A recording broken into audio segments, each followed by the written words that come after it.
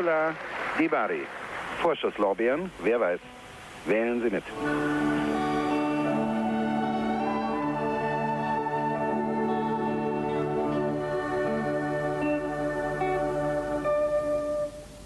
Erano i giorni dell'arcobaleno, finito l'inverno, tornava il sereno. E tu con negli occhi la luna e le stelle, sentivi una mano sfiorar la tua pelle.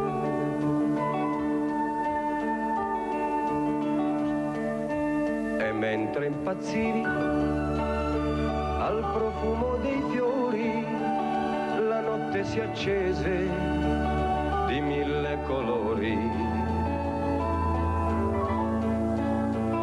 Distesa sull'erba come una che sogna, giacesti bambina, ti alzasti già donna.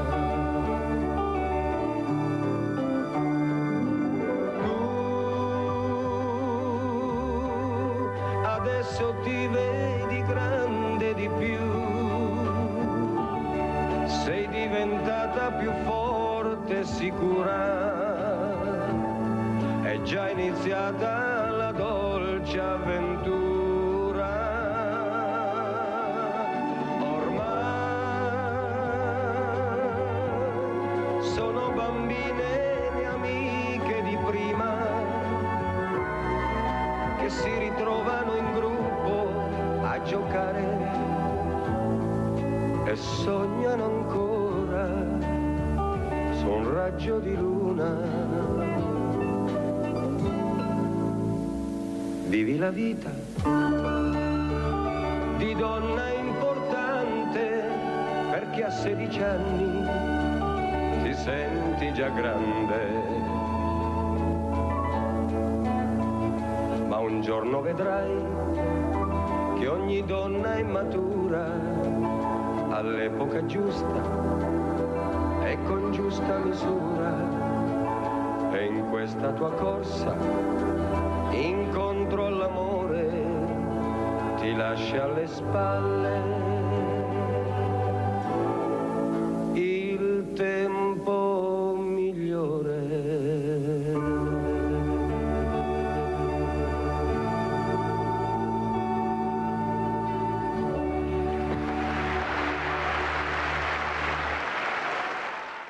Dedicate a tutte le ragazze, le bambine che stanno diventando donne. Attenzione, questi fiori che sbocceranno, speriamo che qualcuno non continui a chiuderli invece in qualche buco oscuro, perché veramente non ne possiamo più, non sappiamo più cosa dire e cosa fare. Ecco, la dolcezza, la delicatezza è Natale e perciò bisogna fare una riflessione tutti per cercare di capire dove dobbiamo andare a parare per migliorare questa situazione che è inaccettabile. Abbiamo sentito finito l'inverno, invece siamo nel pieno cuore dell'inverno, anche se le temperature non sono altissime, e parliamo di fuochi, di camini, perché è molto importante sentire come comportarsi, cosa bisogna fare. State molto attenti questa mattina a quello che dirà il mio ospite in presenza, che saluto, Eddie Bonotto, presidente comunità fumisti Spazzacamini. Che bello sto nome, Bonotto, ma cosa può portarmi un Spazzacamino? La prossima volta portiamo il cilindro. Dai. Grazie Bonotto, saluto anche l'avvocato Cindy Manusci, sindaco di Pieve di Cadore. Grazie sindaco anche a lei di essere qui, grazie veramente, ma che bello. No, veramente sono orgogliosa di averla ospite, poi le dirò il perché. Allora iniziamo proprio da Eddie Bonotto. Allora, questa mattina è importante che a casa non sentite, ascoltate l'appello che farà Eddie Bonotto per quanto riguarda i riscaldamenti, che sia la stufa, che sia il camino, che sia, perché ci vogliono degli accorgimenti e ci sono delle norme di sicurezza che magari tanti non sanno, non si ricordano, però bisogna saperli. Prego Bonotto. Allora, buongiorno a tutti i telespettatori. L'importante, fondamentale gesto è quello della pulizia e della manutenzione dell'impianto. Tutti gli impianti, perché una volta negli anni 90 era uscita la fantasia che i tubi in acciaio sono autopulenti. No, non esistono canne fumari autoponenti. Tutti gli impianti vanno mantenuti, puliti, scovolati da personale abilitato, ok? Questo un anno sì, un anno no al massimo, o al massimo ogni 40 quintali di legna, non superati i 40 quintali, perché è pericoloso per voi, per la famiglia, per gli impianti, coinquilini, per la vostra salute, per la vostra incolumità, per tutti. Manutenete gli impianti, per favore, ve lo chiedo, io ve lo chiedo. Perché i vigili del fuoco, di cui abbiamo parlato anche settimana scorsa, dicembre, gennaio arrivano anche a un intervento al giorno. Sono 30 incendi, sono 30 case, sono 30 famiglie. Ma questo dovuto alla scarsa manutenzione, alla superficialità, oppure ci sono anche delle regole magari che non si conoscono, magari la conformità dell'impianto che tu lo devi avere? Allora, perché tutte dal fine gennaio, 28 gennaio 2008, ci siamo messi in linea con quelle che sono le regole europee. Tutti gli impianti devono avere una dichiarazione di conformità, cioè chi realizza l'impianto si rende responsabile di quello che fa. Dopo, ovvio che la responsabilità dell'impianto passa all'utente che lo utilizza, perché una volta che chi realizza l'impianto lo fa a norma, ok, tu utilizzatore devi avere la manutenzione continua, ok? Perché è inutile che io faccia un impianto a norma, se tu mi bruci 200 quintali di legna non fai mai la pulizia, perché si incendierà sicuramente, ok? Però richiedete il documento che è un vostro diritto, primo. Secondo, fate la manutenzione. Fatela. Allora sentiamo anche come commenta l'avvocato Cindy Manusci, sindaco di Pieve di Cadore, un territorio dove veramente i camini e le stufe a iosa, perché è la bellezza anche quando noi veniamo nei vostri, poi vedere questi camini che pure io li adoro. Ecco, è importante fare questi appelli. Sindaco, prego. Lo è, anzi io veramente mi accodo a quanto è appena stato detto. Le dico questo aneddoto, la primissima ordinanza che io ho emesso da sindaca è stata proprio un'ordinanza di chiusura dei cammini per un paio di famiglie, perché appunto erano andati a fuoco e ancora questa primavera e quindi urgeva metterli in sicurezza. Io veramente lancio questo appello spassionato anche da amministratrice: dovete badare alla vostra sicurezza, dovete veramente compiere tutti quegli atti di ordinaria manutenzione annuale che servono, sono necessari per la vostra sicurezza, ma anche quella pubblica e comunitaria. Allora, Sindaco, adesso arriva la domanda clou che le avevo detto, anche se abbiamo Rinaldo, ma Rinaldo sta aspettando, è in attesa il telefono, intanto se beve caffè Rinaldo, che così o avvisi. Allora, Sindaco, stiamo parlando del profondo nord, io dico sempre che c'è il profondo sud e c'è il profondo nord, dove viviamo noi, perché è così inutile che la giriamo. Come ha fatto a farsi eleggere sindaco, dove il diverso, specialmente negli ultimi anni, solo per il colore della pelle, per il cognome, ecco, io tutto forte, eccola qua. No, ci sono.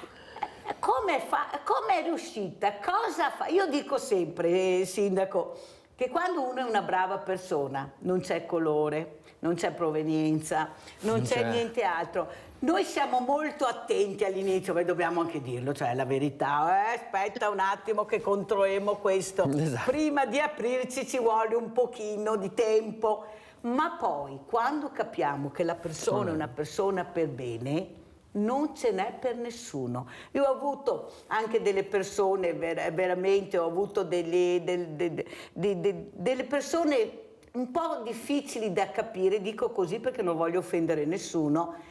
Ho detto, nel mio territorio sono stato accettato, anzi vivo benissimo nel condominio, parlo di transgender naturalmente, nel condominio. Poi è la politica che ci mette i paletti su cose assurde, ma noi nel nostro territorio stiamo benissimo. Sbaglio, è così, sindaco? O sindaca? È assolutamente così, ma io non mi formalizzo sindaco, sindaca, non vado a impelagare l'attività.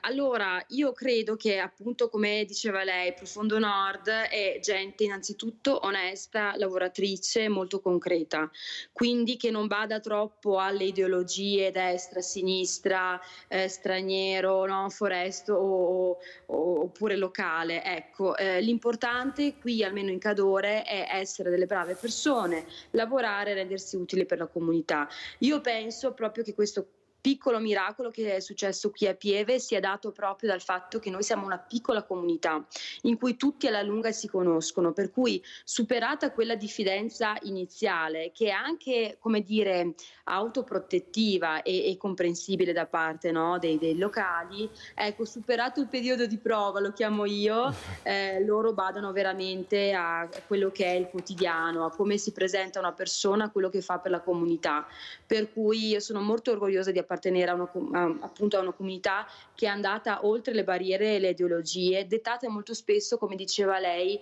proprio dalla politica, nel senso che tutta questa, come dire, rabbia sociale o conflitto sociale che è emerso negli ultimissimi anni tra stranieri, italiani, no, destra e sinistra, è proprio data appunto dalla politica. Spieghiamo anche, sindaco, da che paese viene lei, perché magari a casa dicono: ma da dove viene sta sindaco? Da dove viene, sindaco, la sua provenienza? Io sono albanese, Ecco. sono venuta qui in Italia all'età di 9 anni e poi qui ho conseguito tutti gli studi, lavorato in giurisprudenza, eccetera, eccetera, però ecco, sono albanese. Allora, l'Albania, che in questo periodo, specialmente da un paio d'anni, sta veramente risucchiando turisti anche per i prezzi bassi, anche per le bellissime spiagge, per il bellissimo territorio. Se ne sarebbe mai aspettato così in poco tempo, dalle stalle alle stelle, perché in effetti è successo questo, ecco, un fiorire di questo paese. Prego. Sì, a dire il vero io me lo sarei aspettato, proprio perché conosco bene l'Albania, conosco le sue bellezze naturali e il potenziale turistico, per cui me lo aspettavo, era imminente. L'unica cosa che mi sento di dire in tutta onestà è di cercare comunque di approfondire il paese, nel senso, è vero che abbiamo queste bellezze naturalistiche in Albania e che il turista è molto felice perché l'accoglienza è un po' la cifra degli albanesi.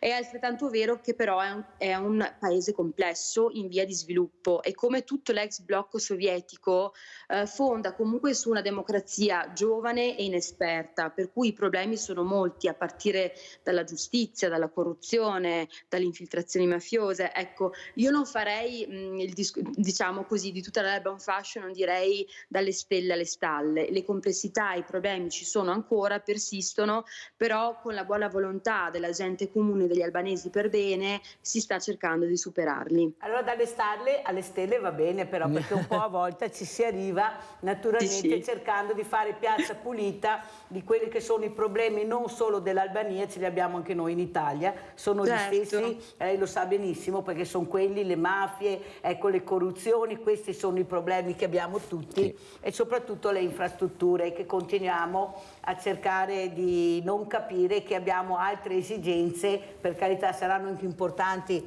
certe situazioni, non dico altro perché sono veramente indignata di quello che ho sentito anche ieri, però sono convinta che gli italiani vorrebbero di più i servizi alla persona, quello che veramente serve al territorio, non quello che non serve o che qualcuno vuole mettersi la bandierina. Ecco, quello che serve a questi diversamente giovani, che sono gli aiuti, ecco, l'ascolto, di riuscire a capire i giovani, le scuole. Forse i temi sono più importanti di quello che pensa qualcun altro. Abbiamo Rinaldo da Venezia, vai Rinaldo! Ciao Mirella e buongiorno a tutti gli ospiti. Mi fa molto piacere conoscere il sindaco di Sostà a Pieve, perché avevo un amico che aveva una casa a Pieve, Sostà tanto a Pieve. Venivano sempre d'estate, anche d'inverno, e giusto come che dice la signora, una volta che te conosce, che ti sei una brava persona, il te ospita a casa sua e ti fa del tutto, perché la montagna è anche giusto che abbia questa diffidenza, perché intanto in montagna bisogna andare, che ti sia una persona corretta, che ti rispetti la montagna, che ti rispetti la gente, che le altre abitudini delle nostre, e se ti sbocca queste robe, fa il tramite, serve a tutti, il te senti che ha bisogno, il corre tutti, va bene, ed è proprio comunità che dovremmo togliere esempio, perché fra le ore i vive bene, non vi invidie, invidie, ma poche però, e si può aiutarsi e si aiuta. Brava sindaco, e mi fa piacere, una bella lezione, va bene, accompagnati italiani, di ricevere la gente che non è italiana, e diventare sindaco, lui che ha capacità, intelligenza e tutto, brava. E dopo cammino a vivere. Proprio sabato sono andato in montagna, sono andato su Grappa, mi fissava un camminetto che era da anni, da mesi che io accendeva, e lei cominciava a fare fumo. Il fumo non dava fuori, via tutto dentro per a casa. Ma siccome che parlo non se ne intende, e c'è da su Montanaro, uno con un bastone, con tutti i globi di ferro come una spazzola, e c'è riuscito a desgossarlo, mi dicono. Va bene, e giustamente i cammini non pensavo che andasse fuori a dire no, è detto, perché i fai nidi, hai capito, se ti lasci è tanto, d'estate, i fai nidi, bisogna ogni anno minimo, chiamare spazio a capire che se ne intende, e farlo metà. Sicuramente. No, intanto mi faccio gli auguri a tutti voi, buone feste, vedo belle persone, vi saluto. Grazie. Mirella finalmente ti ha portato 2 persone da parlare non le politiche. Ma te proprio tutte le mattine, ma dai, Marco, guarda che ha sentito che però che bella questa famiglia che ho di Sveglia Veneti, sindaco. Allora, Bonotto, come commenta anche le parole della sindaca Manusci, che dice veramente l'attenzione deve essere massima, non lo diciamo a caso, è un appello molto serio che facciamo questa mattina, chissà quanti a casa dicono Madonna forse sarà meglio, ecco non fate voi il fai da te, come ha detto Rinaldo, questo amico, è andato, lasciate fare a quelli che sanno fare, soprattutto la conformità dell'impianto che è fondamentale. Prego. Beh, intanto i complimenti al sindaco, perché sindaco, e molto compiaciuto di vedere che cominciamo a valutare anche le donne, perché una volta la mentalità era quella che il sindaco doveva essere uomo, doveva essere maschio. Diamo fiducia a queste donne, che abbiamo bisogno delle donne, prima di tutto. Secondo, il fai da te sul nostro lavoro, scordiamocelo, ricordiamoci di prenotarsi un po' per tempo, perché diciamo che da settembre a ottobre i telefoni un po' impazziscono, però maggio, giugno, luglio la gente si lavora, perché per l'amor di Dio si lavora tutto l'anno, però la gente non ci pensa. A Natale accendo il camino, ciao Bonotto, perché forse è meglio, non funziona così. No, perché io ho tanti colleghi che a settembre sono già prenotati fino a Natale e diventa un problema. Dopo psicologicamente sai che hai quel cliente che potrebbe essere in pericolo, ti diventa anche un problema per la testa. Fate la manutenzione, prendetela per tempo. Con il settore ambiente della provincia di Treviso era stato fatto anche un bando dove per l'aiuto specialmente ai cittadini con meno possibilità, diciamo, perché secondo me noi come categoria l'abbiamo fatto pensando che la manutenzione ha anche un costo, ok? Però con il settore ambiente della provincia di Treviso è stato fatto il bando dove la provincia riconosceva un tot dagli 80 ai 100 euro, ok? A camino, a canna fumaria. Presentate la fattura e vi vengono rimborsati, per cui dal costo che può chiedervi il professionista potete togliere questi 80-100 euro.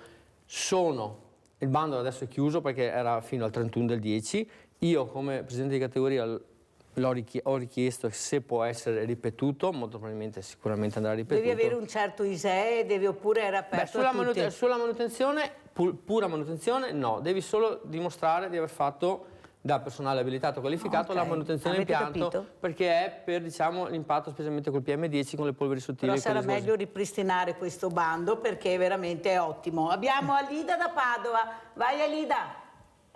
Buongiorno. Signora Mirella. Buongiorno.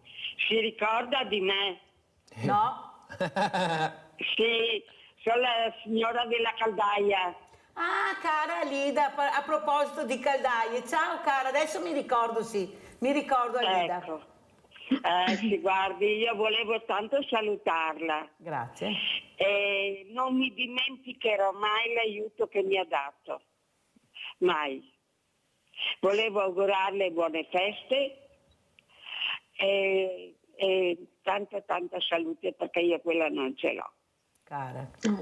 Alida, poi ti chiamo, sai, grazie Alida della telefonata, non devi ringraziare la Mirella, ma questa grande famiglia di Sveglia Veneti, di Rete Veneta, che col 5 per 1000, quei contributi, anzi vedete anche in sovraimpressione anche il 5 per 1000, il codice fiscale, l'IBAN che è molto importante, ecco, chi non ce l'ha lo ricontrolli che magari non sia sbagliato, ecco, perché magari tra sito, non sito, delle volte manca un numero, perciò ricontrollate l'IBAN sia bancario che postale, perché è molto importante. E Alida devi ringraziare questa grande famiglia, perché Alida era Alfredo, noi abbiamo acquistato una caldaia nuova, Alida, perché tra il dire e il fare c'è di mezzo il mare, invece è una persona diversamente giovane con grandi problemi, quando ha chiamato era completamente Alfredo, sindaco, con 3 beretti, 10 maglioni, 5 paia di pantaloni, ho chiamato il presidente, vive su un appartamento dell'Ater, capite bene che se il presidente giustamente lo cambiava Alida la caldaia, doveva cambiarla a tutti quelli che facevano richiesta,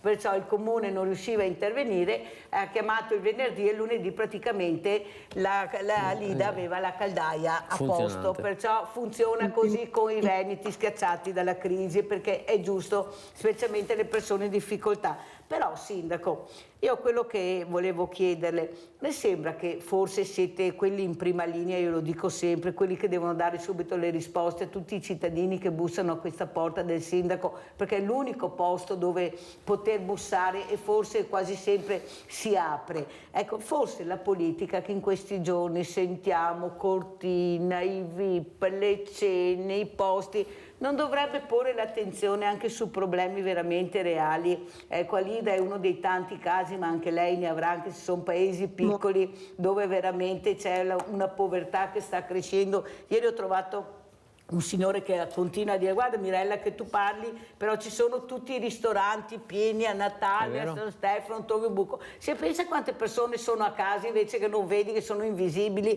che non riescono neanche a fare la borsa della spesa, basta vedere i banchi alimentari che stanno nascendo, ne stanno escendo di nuovi proprio per questo aumento. Prego sindaco.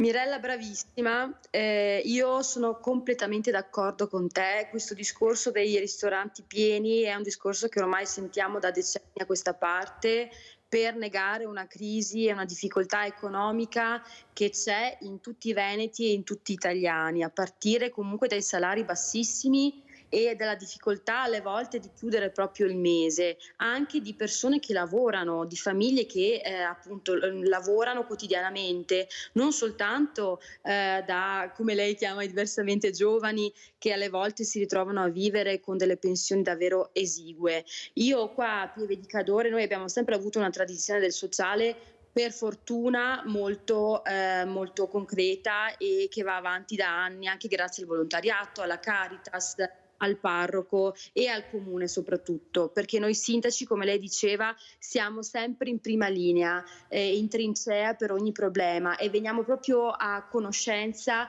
per primi di quelle che sono le difficoltà di ogni singola persona. E come lei dice, al di là della pattina, no, e del così delle serate sfavillanti, cortinesi, eccetera, ci sono tante persone sole, innanzitutto, quindi che soffrono anche di povertà, come dire, affettiva, perché si ritrovano da sole, magari di una certa età, con i figli che sono andati via a lavorare da altre parti, e quindi, ecco, vicini a Natale come siamo, bisogna innanzitutto pensare a queste persone, provare a fare rete, cordone intorno alle persone sole e che hanno grosse difficoltà e finanziarie e tante volte, o da ultimo, abitative, perché non ci dobbiamo dimenticare che il grande problema, forse il problema maggiore in questo momento, se non altro per la montagna veneta, è proprio la residenzialità. Ci sono tante case sfitte, tante case invece che vengono date ai turisti, quindi per affitti brevi, e tante invece persone che vorrebbero venire a vivere in montagna, a lavorare qui, che però non trovano posto dove vivere e dove abitare.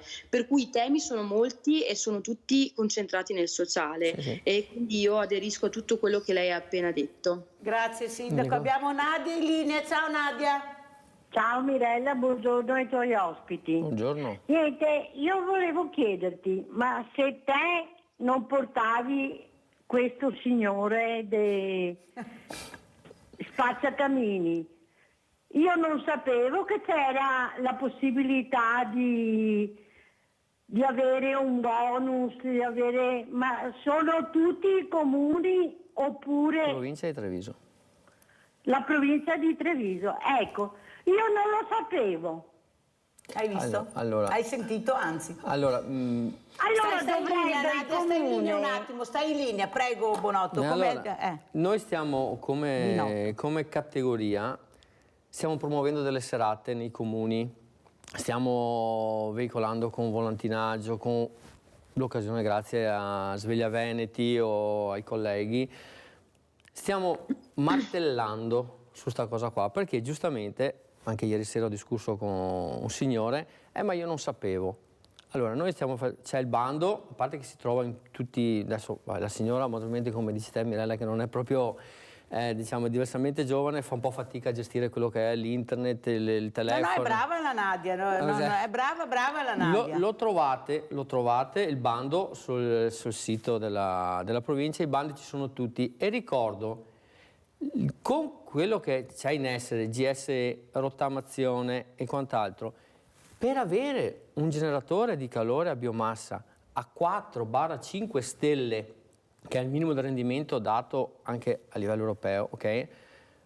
Abbiamo incentivi che arrivano a restituirci il 95-96% di quello che spendiamo. E il 95-96% torna indietro da un minimo di 3 mesi a massimo 1 anno. Ma rientrano indietro. Allora, fermo Binotto. Prego Nadia.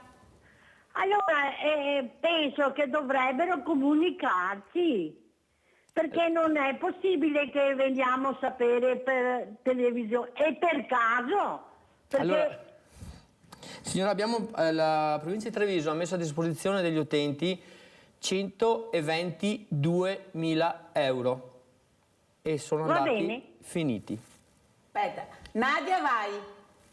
E allora aspettiamo il prossimo anno? Sicuramente signora.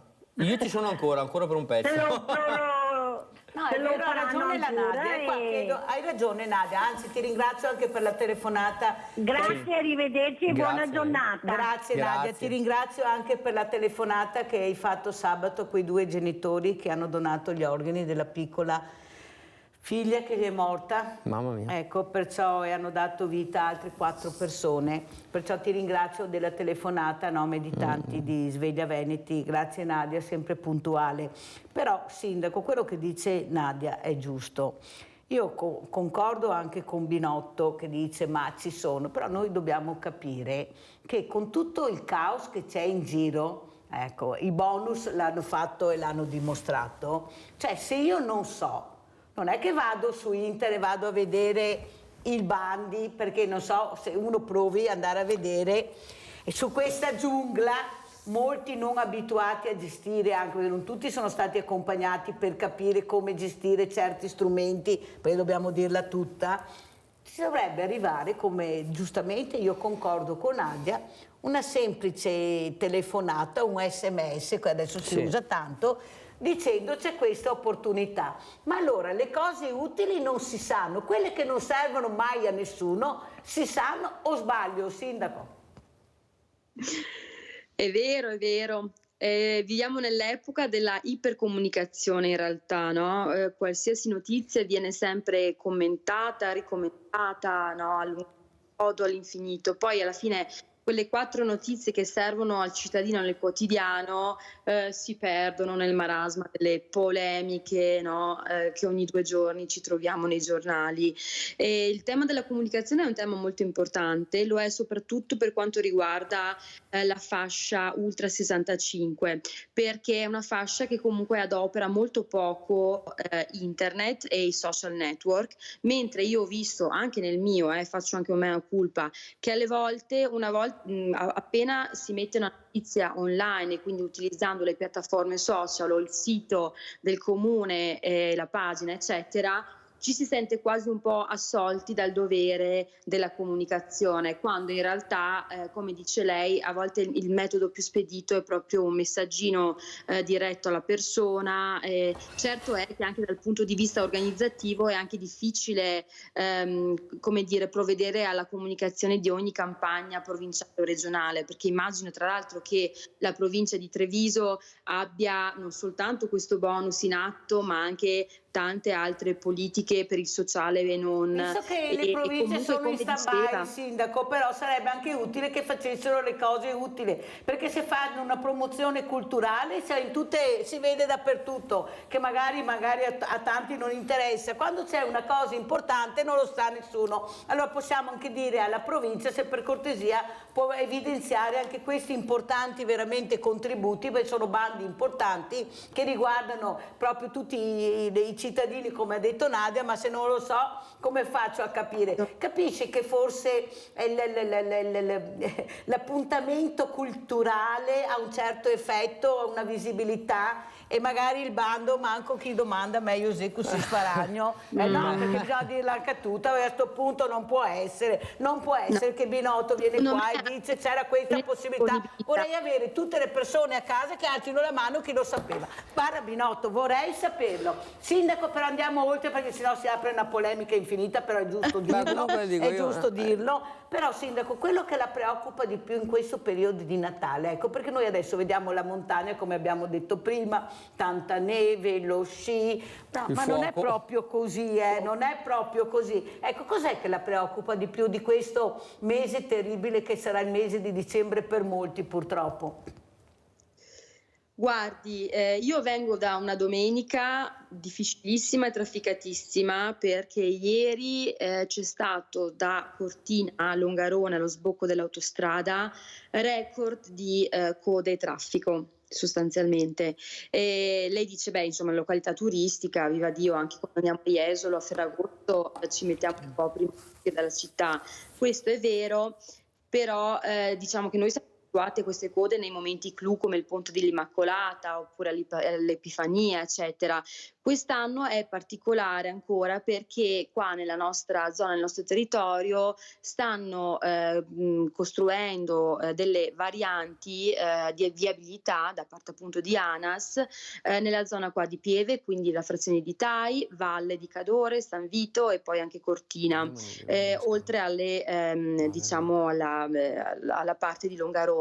Per cui noi ci troviamo in questo momento in mezzo ai cantieri che sono necessari, non sto dicendo questo, anzi benedetti, meno male che ci sono, perché sono opere che noi cerchiamo da decenni ormai e finalmente ne stiamo vedendo la realizzazione. Dall'altro lato diciamo che il disagio rimane inequivocabile e dobbiamo andare incontro. Quindi tra ieri e oggi ho visto molti commenti, molte critiche riguardo al traffico, che purtroppo in questo momento è un po' un male necessario.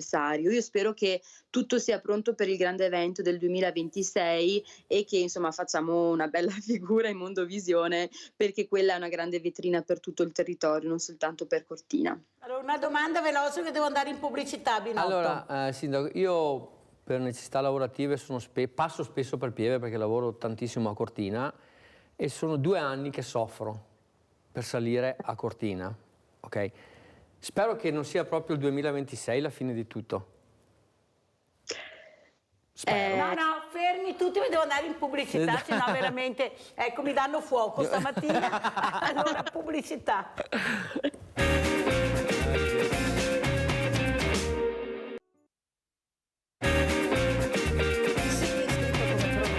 Manusci con la S, l'H e la I senza la C. Si presenta così nel suo profilo personale Facebook, con una modalità che annulla le distanze, che è capace di far leggere i tratti di un carattere schietto, determinato, serio.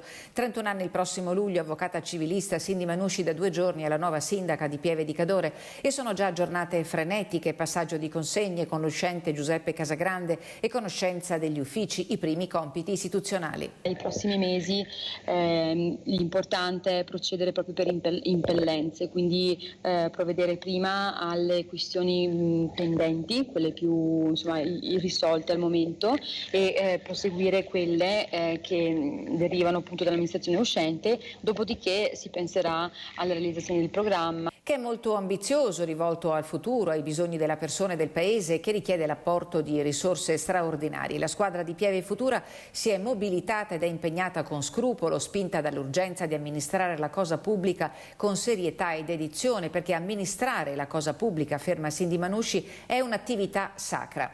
Superare il quorum, lo scoglio più sofferto. Nel momento esatto in cui ci hanno comunicato che il quorum era stato appena raggiunto è stato un momento di grandissima gioia che sarà chiaramente memorabile per tutta la vita. Ecco, è una cosa collettiva però che ho spartito con il gruppo, come tutte le difficoltà, le gioie di questo periodo. Una squadra che unisce l'esperienza di chi conosce la macchina amministrativa all'entusiasmo di un gruppo di giovani. Non sono appunto fan accanita, dicevo, del giovanilismo puro, perché poi alla prova dei fatti, insomma, occorrerà amministrare e in qualche modo noi abbiamo bisogno del sostegno delle persone che questa cosa non hanno fatto prima di noi e che possono in qualche modo indirizzarci al fine di fare al meglio il nostro dovere. Questa esperienza si deve tradurre in una grande opportunità per Pieve e non soltanto una mera scommessa personale. Sindaco, come si sente? Ecco, si risente? Sono passati dei mesi, ecco, si aspettava di trovare una situazione così ingarbugliata, sto pensando anche alla burocrazia che impedisce veramente ai sindaci di fare anche un piccolo passo, una cosa incredibile, oppure le infrastrutture come ha detto lei, ma sindaco, mi scusa, ma avevamo ancora l'uomo in persona fisica col cartello verde e rosso, dove in tutti gli altri paesi c'è un manichino che alza e abbassa, cioè, ma dico questo esempio che anche per far sorridere, perché non ci siamo proprio, i lavori mai di notte, guai, tutti i paesi li fanno di notte, sabato e domenica lavori importanti, non si lavora solo in estremi, non le sembra che questo paese deve anche cambiare, visto che siamo in Europa, visto che dobbiamo anche, diciamo che abbiamo dei geni veramente per quanto riguarda specialmente l'edilizia, le infrastrutture, ecco c'è qualcosa che non torna. Prego, Sindaco.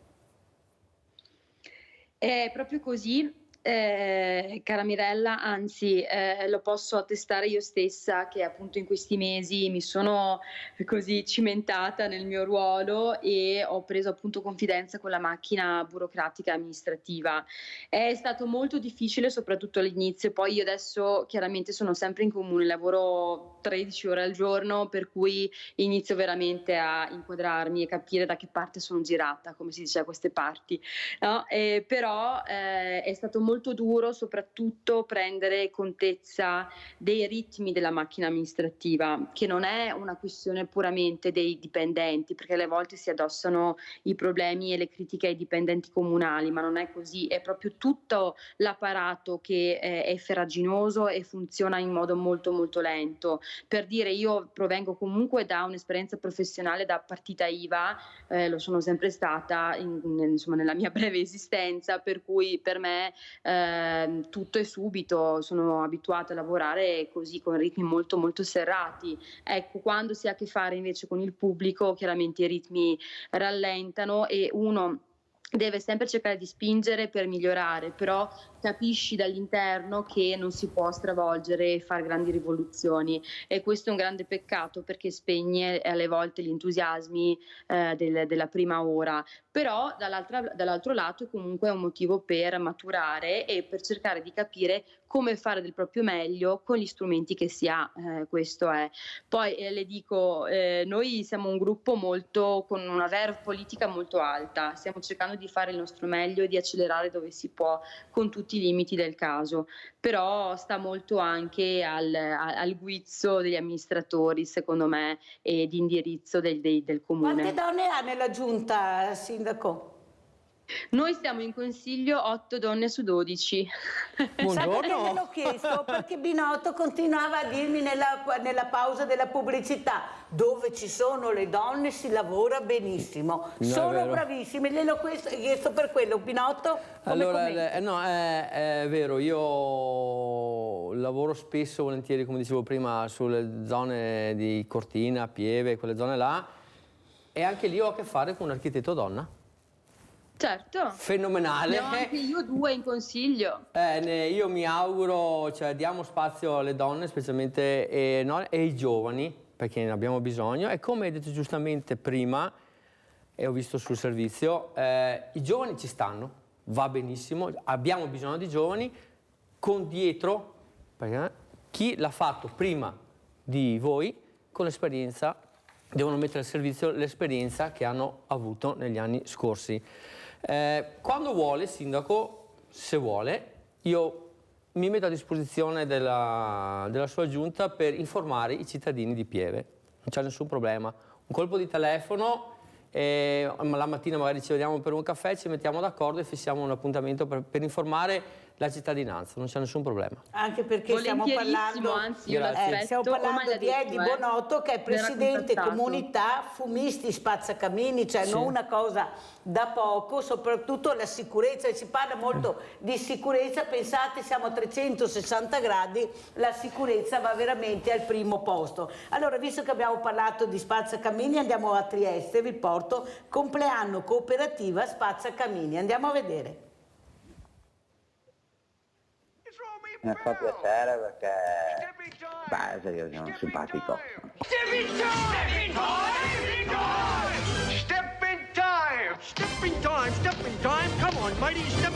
Non si offendono, tutt'altro. Mary Poppins è un film che degli Spazzacamini offre un ritratto simpatico e divertente.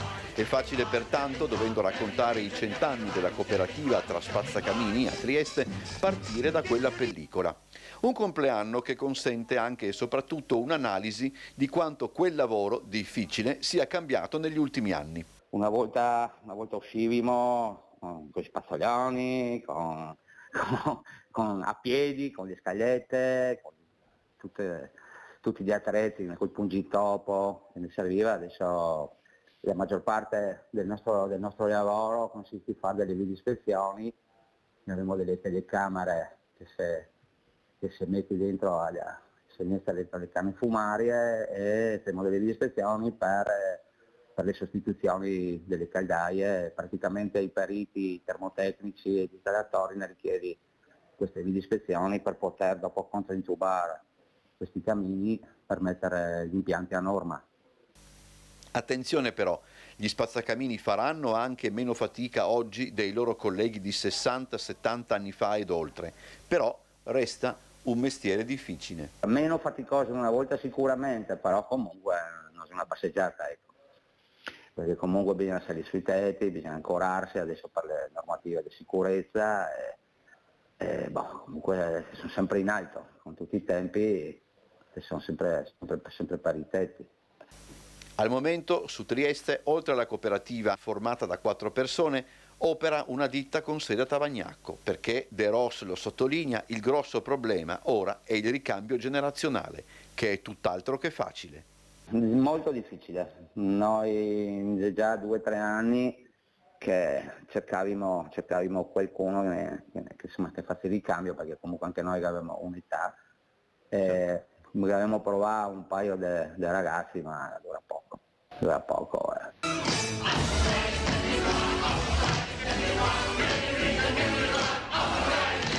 lavorare, credami amico. Allora, abbiamo visto questo bellissimo servizio, questo video. Come commentiamo, Binotto? Allora, sono d'accordo sul ricambio generazionale, che è difficile, perché non è un lavoro pulito, ok? Però abbiamo anche tanti bravi giovani, basta... finalmente. No, abbiamo dei bravi giovani. Il problema forse ce l'abbiamo un po' noi, che pretendiamo che loro la pensino come noi. Dobbiamo un po' far girare l'ostacolo, perché arriveranno a pensarla come noi, ma a 20 anni non puoi pretendere che loro la pensino come io che ne ho 50. Presi per il verso giusto, sanno dare tanto, molto, e sicuramente con risultati non da poco. Ecco, mi piace molto questo messaggio di Binotto. Cosa dice, Sindaco? È così, confermo, oggi siamo tutti d'accordo, quindi non c'è neanche contraddittorio, devo dire, in aula. Ma allora, io questa polemica costante, perpetua contro i giovani che sono dei fannulloni, buoni a nulla, non hanno voglia di lavorare, non mi trovo niente d'accordo, perché non è così. È cambiato il mondo, è cambiato il contesto in cui crescono i ragazzi di oggi è assolutamente diverso dal contesto in cui siete cresciuti voi stessi. Voi magari siete anche cresciuti in in un paese che ti dava delle prospettive, che era propenso al futuro e che era in via di sviluppo. Noi adesso ci troviamo in una situazione stagnante, se non decadente, di fatto, sì, esatto, sia nel piccolo sia comunque come nazione, e ci troviamo a sguazzare così in una palude economica non da poco. Non abbiamo i risparmi per comprarci una casa, nessuno ci può dare un mutuo, dobbiamo molto spesso scegliere come donne tra lavorare e creare famiglia, perché entrambe le cose si fa fatica senza i nonni, perché i nidi scarseggiano, eccetera eccetera, no? Quindi noi ci troviamo in una situazione complicatissima ad essere in pochi, perché di fatto i giovani in Italia sono pochissimi, cioè il trend è invertito. Anche questo bisogna dirlo. Quindi quando le aziende e le realtà produttive si lamentano della forza lavoro, molto spesso è perché proprio mancano i giovani, cioè fiori non ce ne sono pochi, e molto spesso ci tocca fare affidamento sulla manodopera estera. Per cui, per esempio, penso al settore dell'edilizia, è ormai totalmente nelle mani di aziende che si reggono sulla manodopera di ragazzi stranieri, balcanici, eccetera. Per cui le cose bisogna dire come stanno. I giovani, quando ci sono, lavorano e lavorano anche bene. Quindi io devo dire, spezzo una lancia in favore di donne e di giovani. Io donne lavoro da Dio, ho 8 donne su 12, non c'è nessuna competizione, nessuna di noi è una strega, vanno veramente dritte al punto, lavorano a qualsiasi ora, io le chiamo le mie caterpillar, non c'è alcun tipo di problema di spogliatoio da noi, ecco. Quindi sfatiamo un po' questi miti, perché sicuramente bene non fanno. Calma sindaco, calma però anche lei che tiene la barra dritta, poi bisogna saper tenere anche la barra dritta. Cioè non è così, no, bisogna anche, calma, perché noi siamo buonissime ma siamo anche perfide quando ce le mettiamo, però se troviamo quella che ha la barra dritta, che ci dice le cose come stanno, che ci guarda negli occhi e ci dice è così, quel così poi funziona, perché bisogna anche dire le cose come stanno, perché fino a poco tempo fa donna non vota donna, fino a poco tempo fa finalmente si è cambiato e si è capito che gli uomini erano strafelici, perché così erano strafelici, adesso le cose finalmente stanno cambiando, finalmente dico io. Allora, siccome è molto importante, visto che abbiamo parlato del bando provinciale che pochi conoscono, andiamo a sentire, che non c'è più, andiamo a sentire un nuovo bando invece che c'è, Caldaia e Treviso, andiamo a sentire il vice sindaco Manera. Questo è un bando, ascoltate. Dal 2019 a oggi sono state 451 le caldaie sostituite a Treviso grazie ai contributi a fondo perduto per l'efficientamento degli impianti civili a gasolio, GPL o metano stanziati dal Comune, che con la stagione fredda alle porte rinnova il bando con l'obiettivo di favorire l'installazione di nuove caldaie o pompe di calore che facciano risparmiare in termini economici, ma soprattutto riducano le emissioni in atmosfera. È una cosa importante che peraltro ci ha premiato molto a livello europeo, perché è la fonte di inquinamento ormai primaria per la nostra città, e quindi continuiamo, mettiamo 30.000 euro e poi vedremo a seconda di quante domande riceveremo per rimpinguare questo fondo. Finora Cassugana ha sostenuto su questo fronte un investimento di 900.000 euro, uno sforzo apprezzato dai cittadini che, come dice Manera, è stato accolto con favore anche dagli assegnatari del riconoscimento European Green Leaf 2025. La qualità dell'aria intanto sta lentamente peggiorando in queste settimane, ma in aiuto arriveranno le piogge dei prossimi giorni. Siamo in una situazione un po' particolare perché è un ottobre molto caldo, quindi ci aspettiamo la riduzione delle temperature. Soprattutto ai bandi precedenti abbiamo avuto tantissime richieste, abbiamo sempre esaurito i fondi e quindi continueremo in questa direzione. Ormai non restano grandi impianti da sostituire a gasolio, però sicuramente il rinnovo di quello che sono le caldaie è un dato fondamentale per la nostra città. Ben presto sarà dunque tempo di riaccendere gli impianti di riscaldamento, termine per presentare la domanda di contributo il 4 novembre. Nel frattempo l'inverno 2023-2024 sarà il banco di prova anche dei miglioramenti legati al 110%. Vedremo qual è il riscontro del 110, perché ormai questi impianti andranno ad attivarsi e quindi avremo un'analisi completa di quello che sono i dati ambientali della città. Allora, io pregherei la regia di mandare in onda anche le immagini dei vigili del fuoco, degli incendi tetti, intanto che lei, Eddie Binotto, ci saluta, che è il presidente Comunità Fumisti Spazzacamini. Allora Binotto, come ci saluta? Intanto vedremo anche le immagini di questi tetti incendiati per far capire l'importanza di ascoltare quello che ha detto e quello che dirà Binotto. Prego.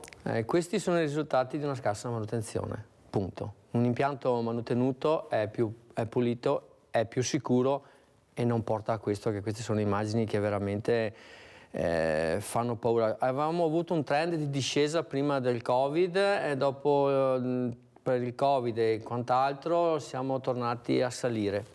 Purtroppo sia per motivi economici, che non c'è ancora il bando, stiamo tornando a salire. Spero di ritornare al trend di pre-Covid di discesa.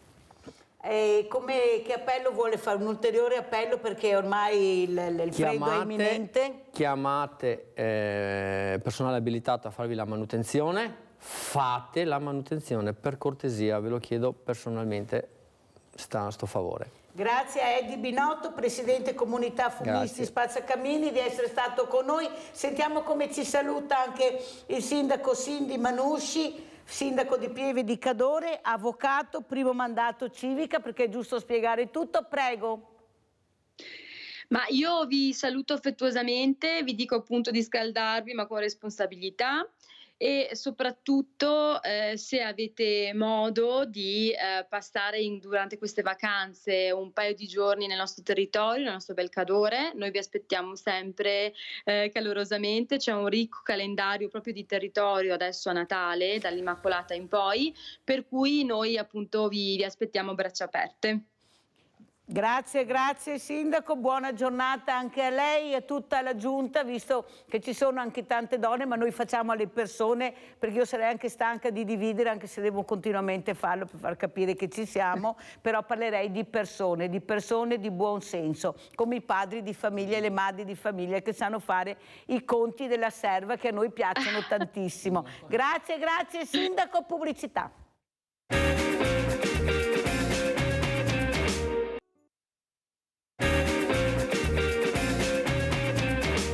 Presento altri due graditissimi ospiti. Abbiamo in presenza Giuseppe Vanzella, presidente culturale Piccola Atene, che è chiamata a Treviso, così si chiamava, qualcuno l'ha chiamata Cino Boccazzi, era qualcuno che l'ha chiamata Piccola Atene. Dino Buzzati, ecco, un articolo sul Corriere della Sera. Ecco, sì. Qualcosa mi è venuto in mente, grazie. Poi è antiquario e scrittore. Abbiamo collegato da Padova anche il dottor Alessandro Gerotto, presidente ANCE Veneto, Associazione Nazionale Costruttori Edili. Grazie anche a lei veramente Presidente di essere qui con noi, molto importante la sua presenza questa mattina. Non so se ha sentito qualcosa della prima parte dove avevamo anche Eddie Binotto, Presidente Comunità Fumisti Spazzacamini, che le cose non stanno veramente bene perché molti non sanno, non si informano, e soprattutto questi bandi che non si conoscono. Allora partirei proprio dal Presidente dell'ANCE, che è un onore averla ospite, glielo dico veramente, perché stiamo parlando di cose veramente serie questa mattina. Com'è la situazione, dottor Gerotto? Ormai siamo a fine anno 2023, è successo di tutto e di più. Cosa ci racconta? Prego Presidente. Dire che sono onorato di partecipare, perché è difficile trasmettere quello che noi stiamo vivendo come edili. Sì, la parte dei fumisti mi ha fatto pensare a tante problematiche che stiamo vedendo durante queste settimane, ma noi stiamo vivendo uno dei drammi più importanti, che è la fine del super bonus. Pensate che noi abbiamo circa 9 miliardi investiti in Veneto, che hanno goduto e fatto godere solo il 6% delle case qui presenti in Veneto, e quindi di lavoro, se vogliamo efficientare le nostre case energivore, di fatto ce ne sarebbe veramente tante.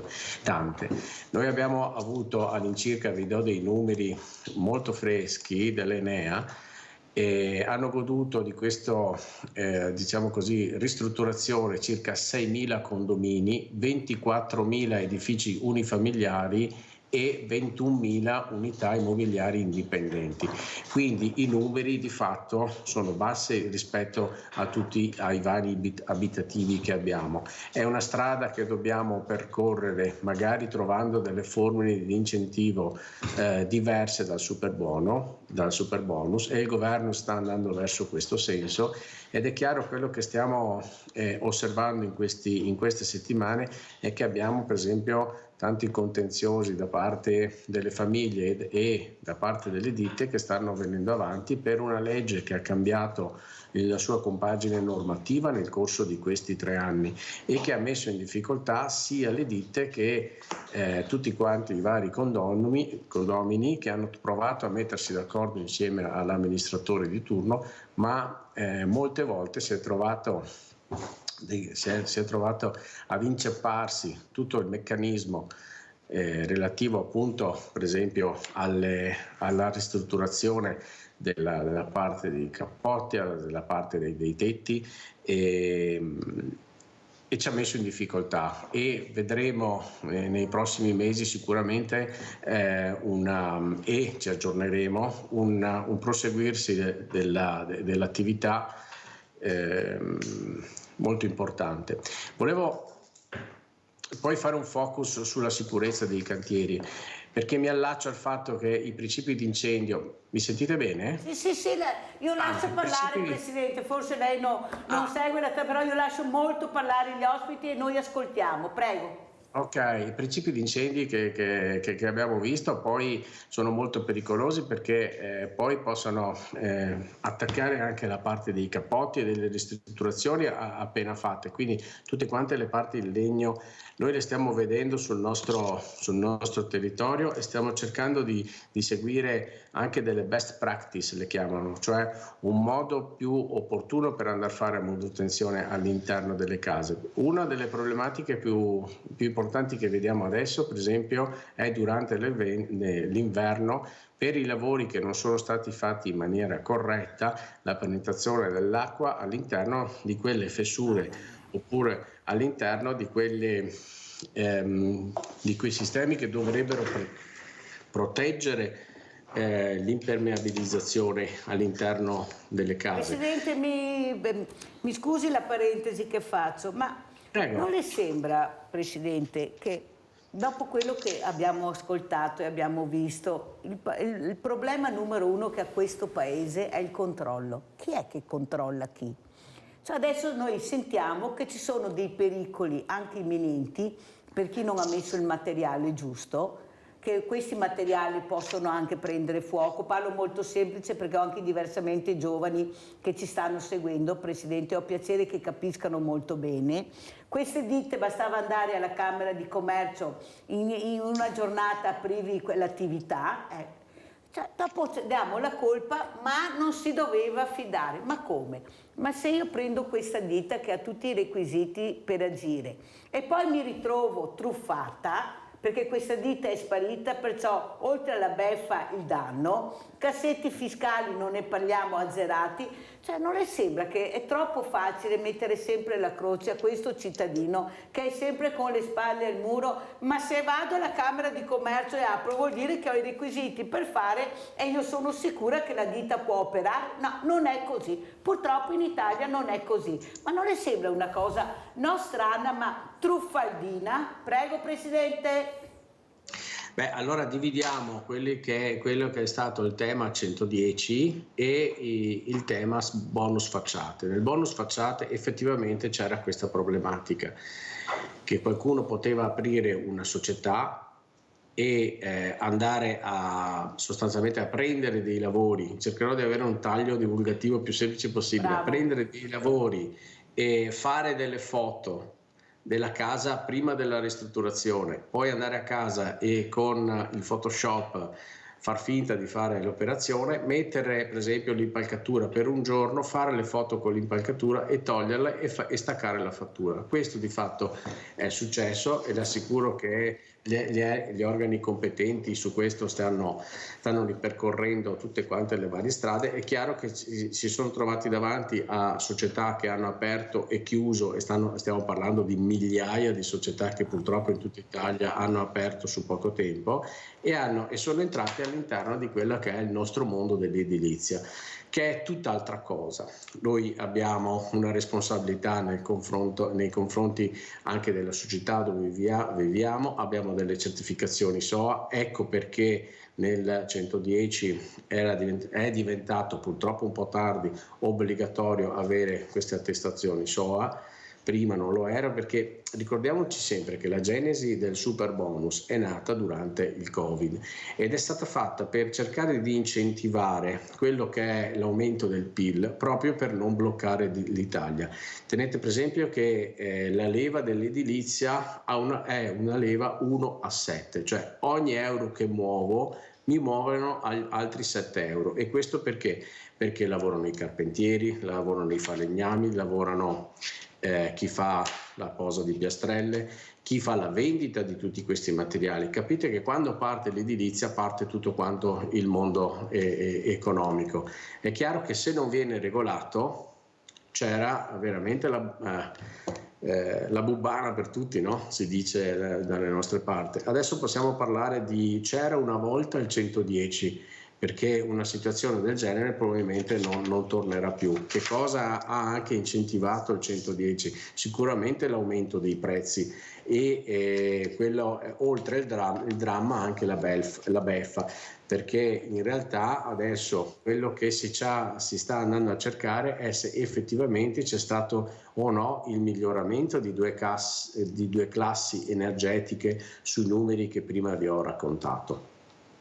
Molto importante quello che ha detto. Il problema è che quelle persone che sono state truffate sarà veramente difficile, se non impossibile, lasciamo un velo di speranza, visto che è dicembre, dopo che abbiamo visto un'importante trasmissione Cosa ha raccontato, ecco, di riavere i soldi o di riuscire a fare i lavori, anche se stanno cercando di intervenire, però qualcuno deve ancora continuamente sborsare soldi per finire i lavori, ma se non ne hanno più cosa faranno? Questo è quello che mi domando, perché veramente è stata una cosa scandalosa, ecco, nel silenzio di qualcuno che doveva intervenire, qui dico la politica, e di fare questi controlli, perché è inutile che mettiamo i monopattini e poi facciamo i controlli e dicono non va bene, è inutile che facciamo i super bonus se non abbiamo i controlli. Guardate cosa è successo anche con la Guardia di Finanza, che poi vedremo anche le immagini proprio in questi mesi. Allora adesso vorrei dare la parola anche all'amico Giuseppe Vanzella, presidente Piccola Atene, antiquario e scrittore. Questa Piccola Atene,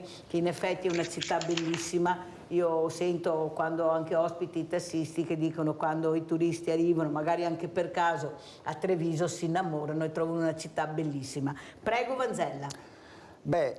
Allora innanzitutto l'Associazione Culturale Piccola Atene è nata nel 2016 ed è l'associazione che riunisce alcuni amici un po' interessati a risvegliare l'ambiente culturale in ambito trevigiano, come molte altre associazioni. Noi organizziamo il terzo sabato del mese sotto la Loggia dei Cavalieri Libri in Loggia, una mostra mercato del libro antico, raro, introvabile.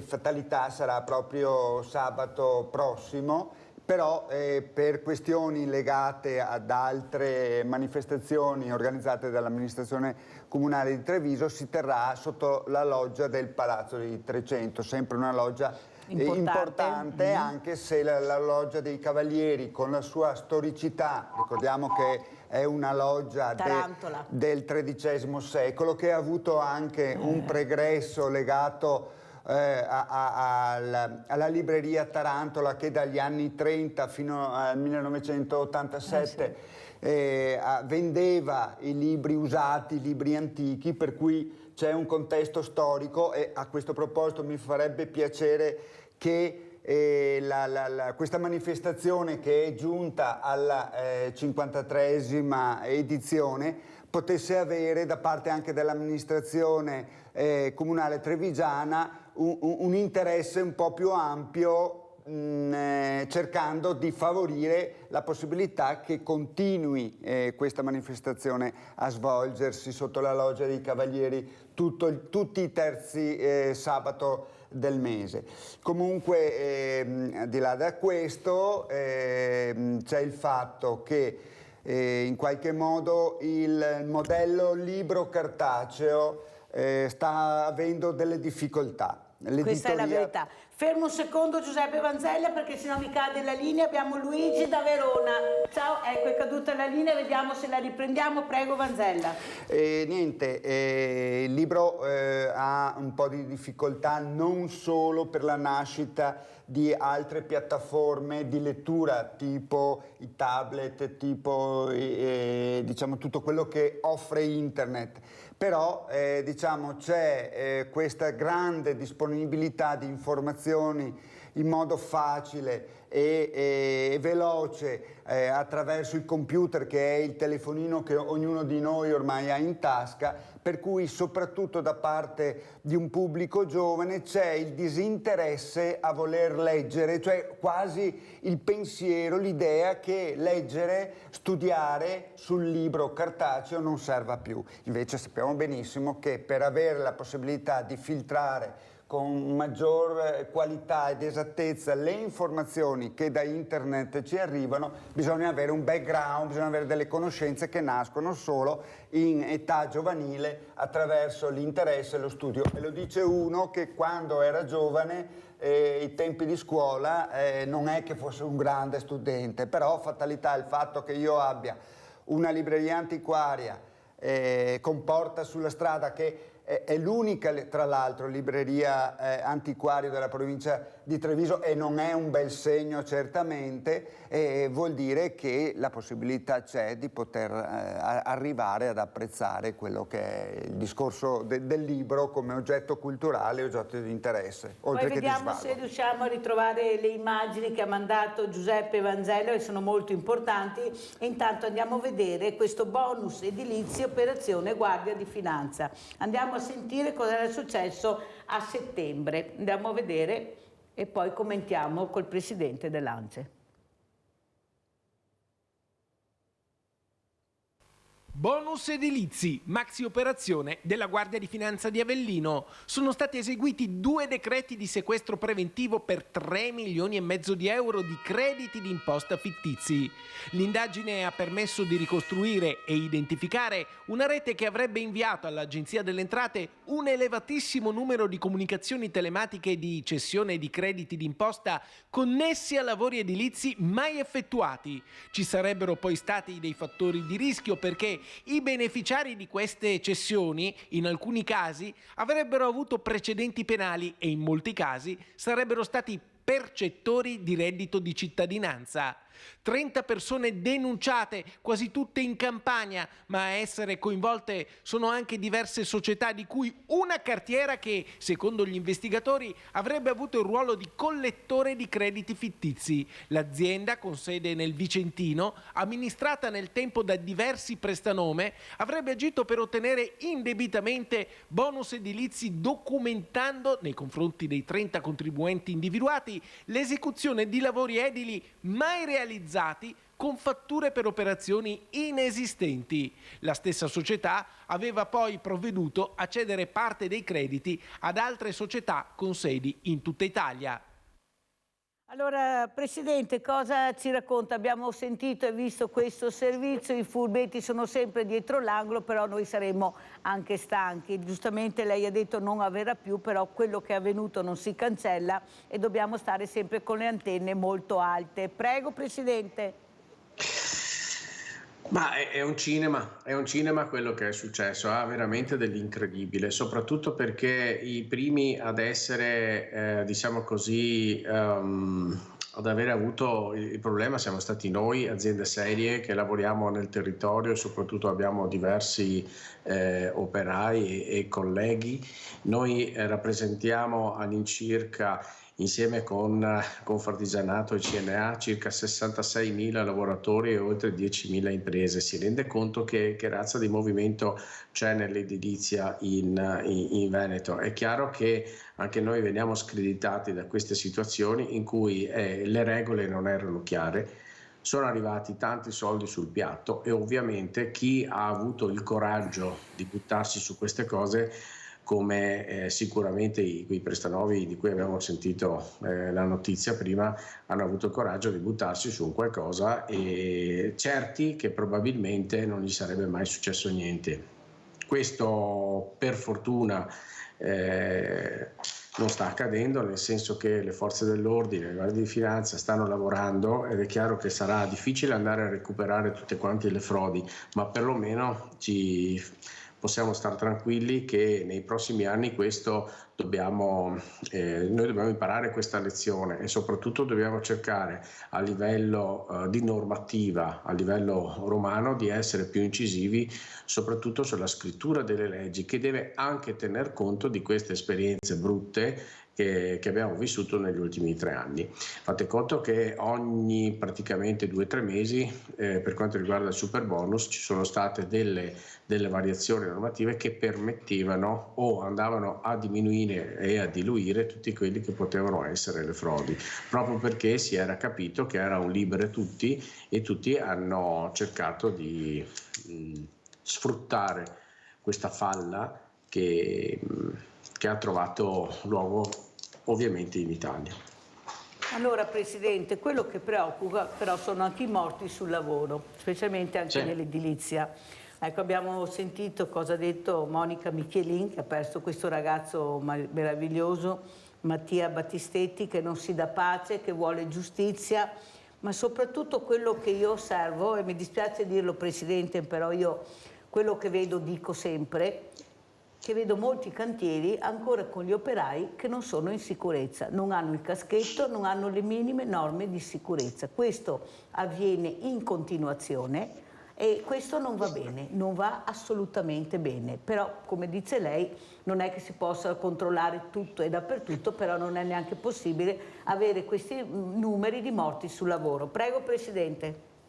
Ma come lei sa, la nostra struttura può contare su 7 scuole edili in tutto il Veneto, su una cassa edile che insieme ai sindacati su questo investe tanto, investe soprattutto sui corsi per la sicurezza obbligatorie ma anche continuative. È chiaro che quello che noi diciamo sempre è che ognuno che entra all'interno di un cantiere edile deve essere formato per lavorare per esempio in altezza, deve essere formato di tutti i rischi che possono esserci all'interno di un cantiere e per questo noi gradiamo che tutte le ditte che entrano all'interno del cantiere anche in subappalto devono perlomeno capire i rischi e devono se possibile applicare il contratto edile, perché questa è l'unica strada per cercare di formare le persone e garantire ai padri di famiglia che alla sera rientrino sani e salvi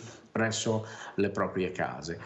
Guardi, questa è una battaglia infinita che si può combattere solamente con la formazione continua. È chiaro che le ditte devono essere pagate in maniera corretta, devono esserci continuamente ispezioni e bisogna cercare di lavorare e ricreare quella fiducia con le imprese serie che nel territorio investono e che partecipano alle nostre associazioni, perché dobbiamo cercare di attrarre sempre di più, come avete parlato prima, i giovani del futuro, i lavoratori del futuro, chi andrà a sostituire ormai i nostri collaboratori che dopo anni è giusto che vadano. E io aggiungo, Presidente, anche bisogna anche noi fare comunità quando vediamo queste situazioni, di segnalarle come faccio io, non è che mi giro da un'altra parte, perché bisogna iniziare anche a segnalare, perché tu non puoi vedere e girarti dall'altra parte o meno vo combatta. Ci sono dei numeri, c'è il 112, 113, la polizia locale,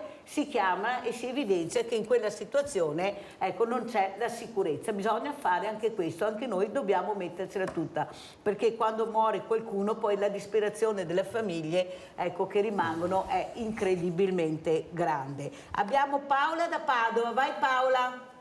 Sì, buongiorno Mirella, Buongiorno. Sì. Allora, tu dici sempre delle cose sacrosante, però purtroppo non vi è mai messa in pratica. Questa storia del 110, sia Facciate, sia anche l'altro 110 vergognoso, perché potrei fare, che so, Villa Martini, via Altichiero Padova, una villa di proprietà personale, familiare, non so, avrà 40-50 stanze, che è stata fatta nuova, una villa antica che è diventata meravigliosa, con i nostri soldi di gente che ho quasi ottantenne, che abita al terzo piano senza ascensore e non ha i soldi per mettersi a careghetta, perché vuoi 30-40 mila euro, che poi in 10 anni verrà rimborsata al 50%, però intanto bisogna tirarli fuori. Lo stesso vale per il bagno, che non riesce più a lavarsi perché non ha la doccia. Con i miei e i nostri soldi di gente così, questi si è messo a posto ville miliardarie, e come se non bastasse, cioè la gente che ha fatto queste leggi li paghiamo, vogliamo dire Di Maio 20.000 euro al mese, lo stesso vale per Conte, questa gente non paga mai, dovrebbero rimborsare con i loro stipendi a vita dei nipoti, pronipoti, a rimborsare tutte queste cose delinquenziali, perché qui siamo a livello di delinquenza a permettere queste cose, ville miliardarie rimesse a nuovo con i soldi della povera gente che ha le finestre rotte. Ma vogliamo scherzare? Siccome non pagano mai, come tu dici sempre, e allora continuiamo così, non cambierà mai niente, fintanto lo so che dovrebbero avere la coscienza di non farle queste cose, ma visto che non c'è coscienza, quindi bisogna andare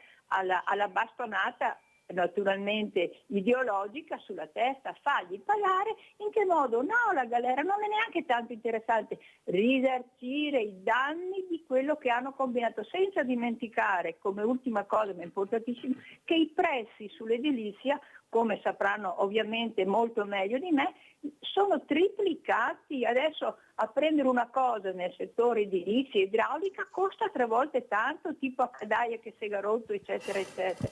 Sicché questa gente bisogna farla pagare, cosa che in Italia è solo un sogno. Grazie infinite del tuo lavoro, grazie, buona giornata. Grazie cara Paola, è pura verità quella che veramente io sento il popolo al mattino, è quello che si deve ascoltare. Qualcuno si dimentica che è votato anche dal popolo, ecco che così fanno poi i snob, non si riescono a trovare, sono sempre molto impegnati magari a Cortina. Allora Vanzella, cosa ci racconta? Ecco, questa, anche come cittadino, devo dire, la difficoltà di artigiano. Sì, però devo dire che sicuramente il presidente dell'ANCE potrà mettere su questa telefonata anche un po' le virgolette, perché sicuramente l'attività edile e lo stesso presidente con tutte le aziende che protegge saranno stati favoriti da questa legge, cioè delle volte bisogna anche riuscire a calibrare esattamente il caso specifico da quello che è la totalità, la globalità di una legge. Comunque che in ogni che si caso siano messi a posto ville o villette, questa è una realtà. Questa è una realtà, ma qua siamo in Italia, non siamo in Danimarca o in Svezia, qua siamo in Italia, per cui il furbo c'è sempre. E delle volte certe cose, come giustamente dicevi prima, non vengono mai messe sotto il vaglio del controllo. Quello che manca non è la disponibilità a fare delle leggi di un tipo o dell'altro o di un altro tipo, ma quello di controllare che tutto esattamente vada come il cittadino pretende che le cose vadano. E questo è anche un discorso, perché sicuramente l'attività edilizia dopo il Covid è stata rimessa in moto grazie al 110, cioè non dimentichiamolo. Il bicchiere mezzo pieno e mezzo vuoto. Sì. Allora vediamo anche la foto del libro di Vanzella, di Giuseppe Vanzella, che adesso vedremo che hai anche portato. Vediamo, eccolo Perfetto, qua, un libro che piace tanto a Mirella, perché Mirella ha conosciuto questi personaggi. Li ricordiamo, Giuseppe Vanzella? Sì, allora intanto mi spiace in questa trasmissione dove si tocca il problema grosso dei morti sul lavoro, che è un problema questo al quale bisogna assolutamente che la politica ponga fine, non c'è dubbio. Diciamo, inserire questo che è un argomento legato al mio libro, legato a delle questioni culturali che sono magari meno importanti, si può dire, però nello stesso tempo fanno parte di tutto un concetto legato alla collettività che va messo assolutamente in luce. Cioè, c'è sempre il filo di Arianna. La vita reale di tutti i giorni, esiste anche una vita dell'individuo che vede al di là, un concetto metafisico della vita di ogni giorno. Certo. Niente, io nel 2017, tu lo sai benissimo, certo, perché sei stata anche, mi hai dato una mano, sei stata fautrice dell'organizzazione di una mostra con le fotografie dei personaggi, prima ancora che uscisse questo libro. In tutto il centro storico li avevamo distribuiti, è vero? Abbiamo, diciamo, costruito una dimensione di una città di Treviso, ma potrebbe essere Conegliano, Vittorio Veneto, Verona, Vicenza, qualunque luogo, in questo momento di grande trapasso da un mondo che io amo definire analogico al mondo digitale, cioè siamo passati attraverso una grandissima trasformazione che non è solo tecnologica, è anche culturale, è anche fatta di persone che questo libro riesce a evidenziare. Perché? Perché rappresenta quello che era il modo di vivere fino a 20 anni fa. Cioè la città si viveva in un modo molto diverso. Molto diverso. Il rapporto tra le persone è un rapporto molto legato sul contatto fisico, sulla presenza. Adesso viviamo spesso in entità virtuali, internet ci permette questo, i social non ne parliamo, trasformano la vita di una persona in qualcosa che credono che sia reale e poi invece è irreale. Invece questo libro cosa ha avuto di importante? E lo dico io non perché l'ho scritto, ma perché alla fine ne abbiamo discusso e abbiamo raccolto quello che era il sunto del fatto del perché un libro così era uscito. Cioè, in questo libro parlo di 28 particolari personalità. Fermo, perché siccome Mirella li ha conosciuti tutti, vorrei anche ricordarli, visto che è Natale, per quello ti ho anche chiamato, perché erano degli amici cari per Mirella, che se Mirella aveva bisogno, tutti, indistintamente, in qualsiasi momento, loro mi davano una mano, erano disponibili. E sto parlando di Ennio, Gigi Centolire, il Negus, Bagigi, Tralli, Bistecca, Giacomino, Meara, Beppi dei Gatti, Whisky, l'ingegner Piccui, queste personalità che qualcuno li aveva relegati come gli ultimi, ma erano i primi in città, tutti li conoscevano e tutti gradivano anche di questa presenza, che era sempre una presenza discreta, anche di qualche intellettuale, ad esempio Beppi dei Gatti, ma anche Mirko Trevisanello, cioè veramente erano proprio delle figure storiche quasi del nostro centro storico. Prego Giuseppe. Sì, quello che diciamo è significativo è il fatto che delle persone di non magari a livello culturale oppure di importanza culturale, Mirko Trevisanello faceva il giornalista, però era un carattere particolare, era una figura particolare sulla quale era anche importante, straordinario mettere l'accento, però facevano parte della vita di ogni giorno, che costruivano con la propria esistenza anche diciamo un rilievo nella vita degli altri, perché il fatto di vederli, la compagnia, la simpatia, la peculiarità di queste persone costruivano una vita che adesso nel centro storico di qualunque città, soprattutto in Italia, che c'è il problema di queste città murate medioevali che costruiscono un unicum particolare, è venuto a mancare. Adesso abbiamo riempito i centri storici di turisti, per cui c'è movimento, le attività commerciali alcune, i bar, soprattutto i ristoranti non ne parliamo, sono gratificati, lavorano, però alla fine quello che viene a mancare è la vita sociale di ognuno di noi, cioè non riusciamo più, quando frequentiamo il centro storico della città, a avere una relazione con le persone, anche se questi personaggi continuano a esserci, personaggi che hanno delle particolarità, che sono simpatici, così. Siamo noi che non riusciamo più a vederli, perché non riusciamo più a leggere dentro gli occhi di queste persone semplici, perché adesso siamo travolti dal fatto di vedere persone, di seguire persone che vivono in tutte altre realtà, in tutti altri paesi, in tutti altri mondi, e però attraverso internet siamo più vicini a queste figure che forse sono degli ectoplasmi, non sono qualcosa di vero, di tangibile. Però che facevano vivere i centri storici. Invece appartenevano alla nostra realtà di ogni giorno, alla nostra realtà di ogni momento, perché li incontravamo per strada, perché magari siamo noi uno di questi, capisci? E questa umanità che prima era prorompente, travolgente, adesso ho paura che sia andata perduta. Ecco, il recupero che facciamo anche dei ricordi, dottor Gerotto, questo recupero che vediamo nei centri storici di questi palazzi, poi arriva qualcos'altro, questo impatto ambientale che dici, Madonna, ma chi è che ha fatto questo? Cos'è sta roba su un centro storico così? Non sto parlando solo di Treviso, sto parlando in generale. Ecco, questi architetti che fanno a gara chi diventerà il faraone di turno. Ecco, questo delle volte non va bene, perché abbiamo anche dei centri storici delicatissimi, di una bellezza unica, o sbaglio? E poi parleremo ancora delle morti sul lavoro. Prego, Presidente.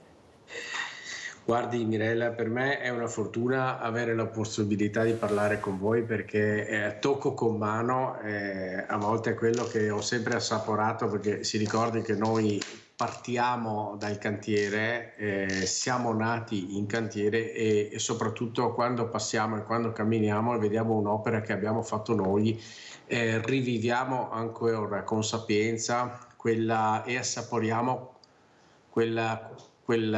quell'effetto di dire questo l'ho fatto io, l'ho fatto con le mie mani e questa è una cosa bella e ci fa capire quanto bello è il lavoro che per esempio io rappresento. Tornando indietro, mi lasci e mi perdoni chiarire una cosa, che sulle truffe per esempio del 110 o del bonus facciate c'è una cosa interessante e bella, è che la giustizia è lenta ma arriva, soprattutto perché sul bonus 110 è tutto tracciato. Chiunque è entrato in cantiere, chiunque ha lavorato all'interno del cantiere, chiunque è andato a scontare le fatture, è tutto tracciato e tutti quanti gli organismi che andranno a fare i controlli, prima o dopo beccheranno chiunque si è comportato male. Scusi Presidente, parentesi, ma se questi adesso risultano nullatenenti, capisce bene che hanno avuto tutto il tempo di fare questo, la storia lo dimostra, io rimango sempre col mio cerino in mano. Prego Presidente. Il problema è sempre andare a tutelare, che è la parte più importante, l'utente finale, cioè il proprietario della casa, oppure le confusioni più grandi adesso li vediamo sui condomini, dove per esempio sono stati dati degli anticipi e dove l'amministratore ha una responsabilità importante. Quindi io sono molto fiducioso del lavoro che faranno i carabinieri e le guardie di finanza.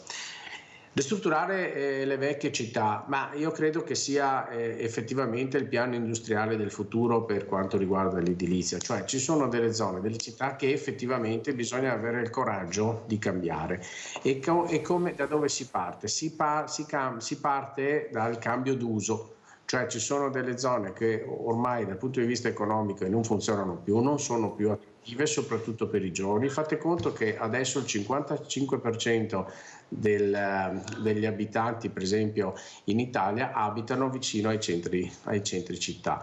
Nel futuro si stima ad arrivare fino a un 68%, quindi per forza di cose dobbiamo eliminare il consumo di suolo e bisogna rinnovare tutte quelle vecchie opere che non sono più attrattive. Sto pensando per esempio a dei dei sistemi industriali che non ha più senso avere, che bisogna smantellare e bisogna costruire con delle case che siano più attrattive, che siano ovviamente green e che abbiano per esempio il supermercato vicino, abbiano per esempio delle strutture come il veterinario, l'ambulatorio, comodo anche e soprattutto per chi vivrà queste case.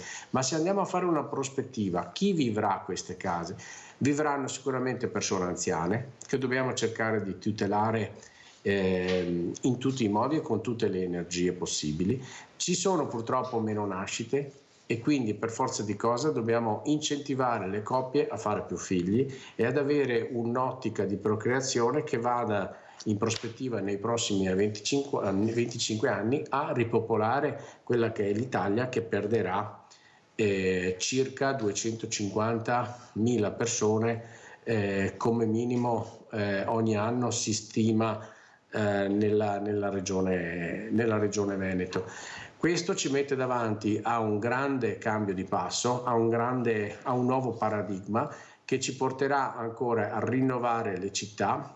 Io penso sempre Padova, Treviso e Venezia come una città metropolitana. La famosa Patreve, Presidente, la famosa Patreve.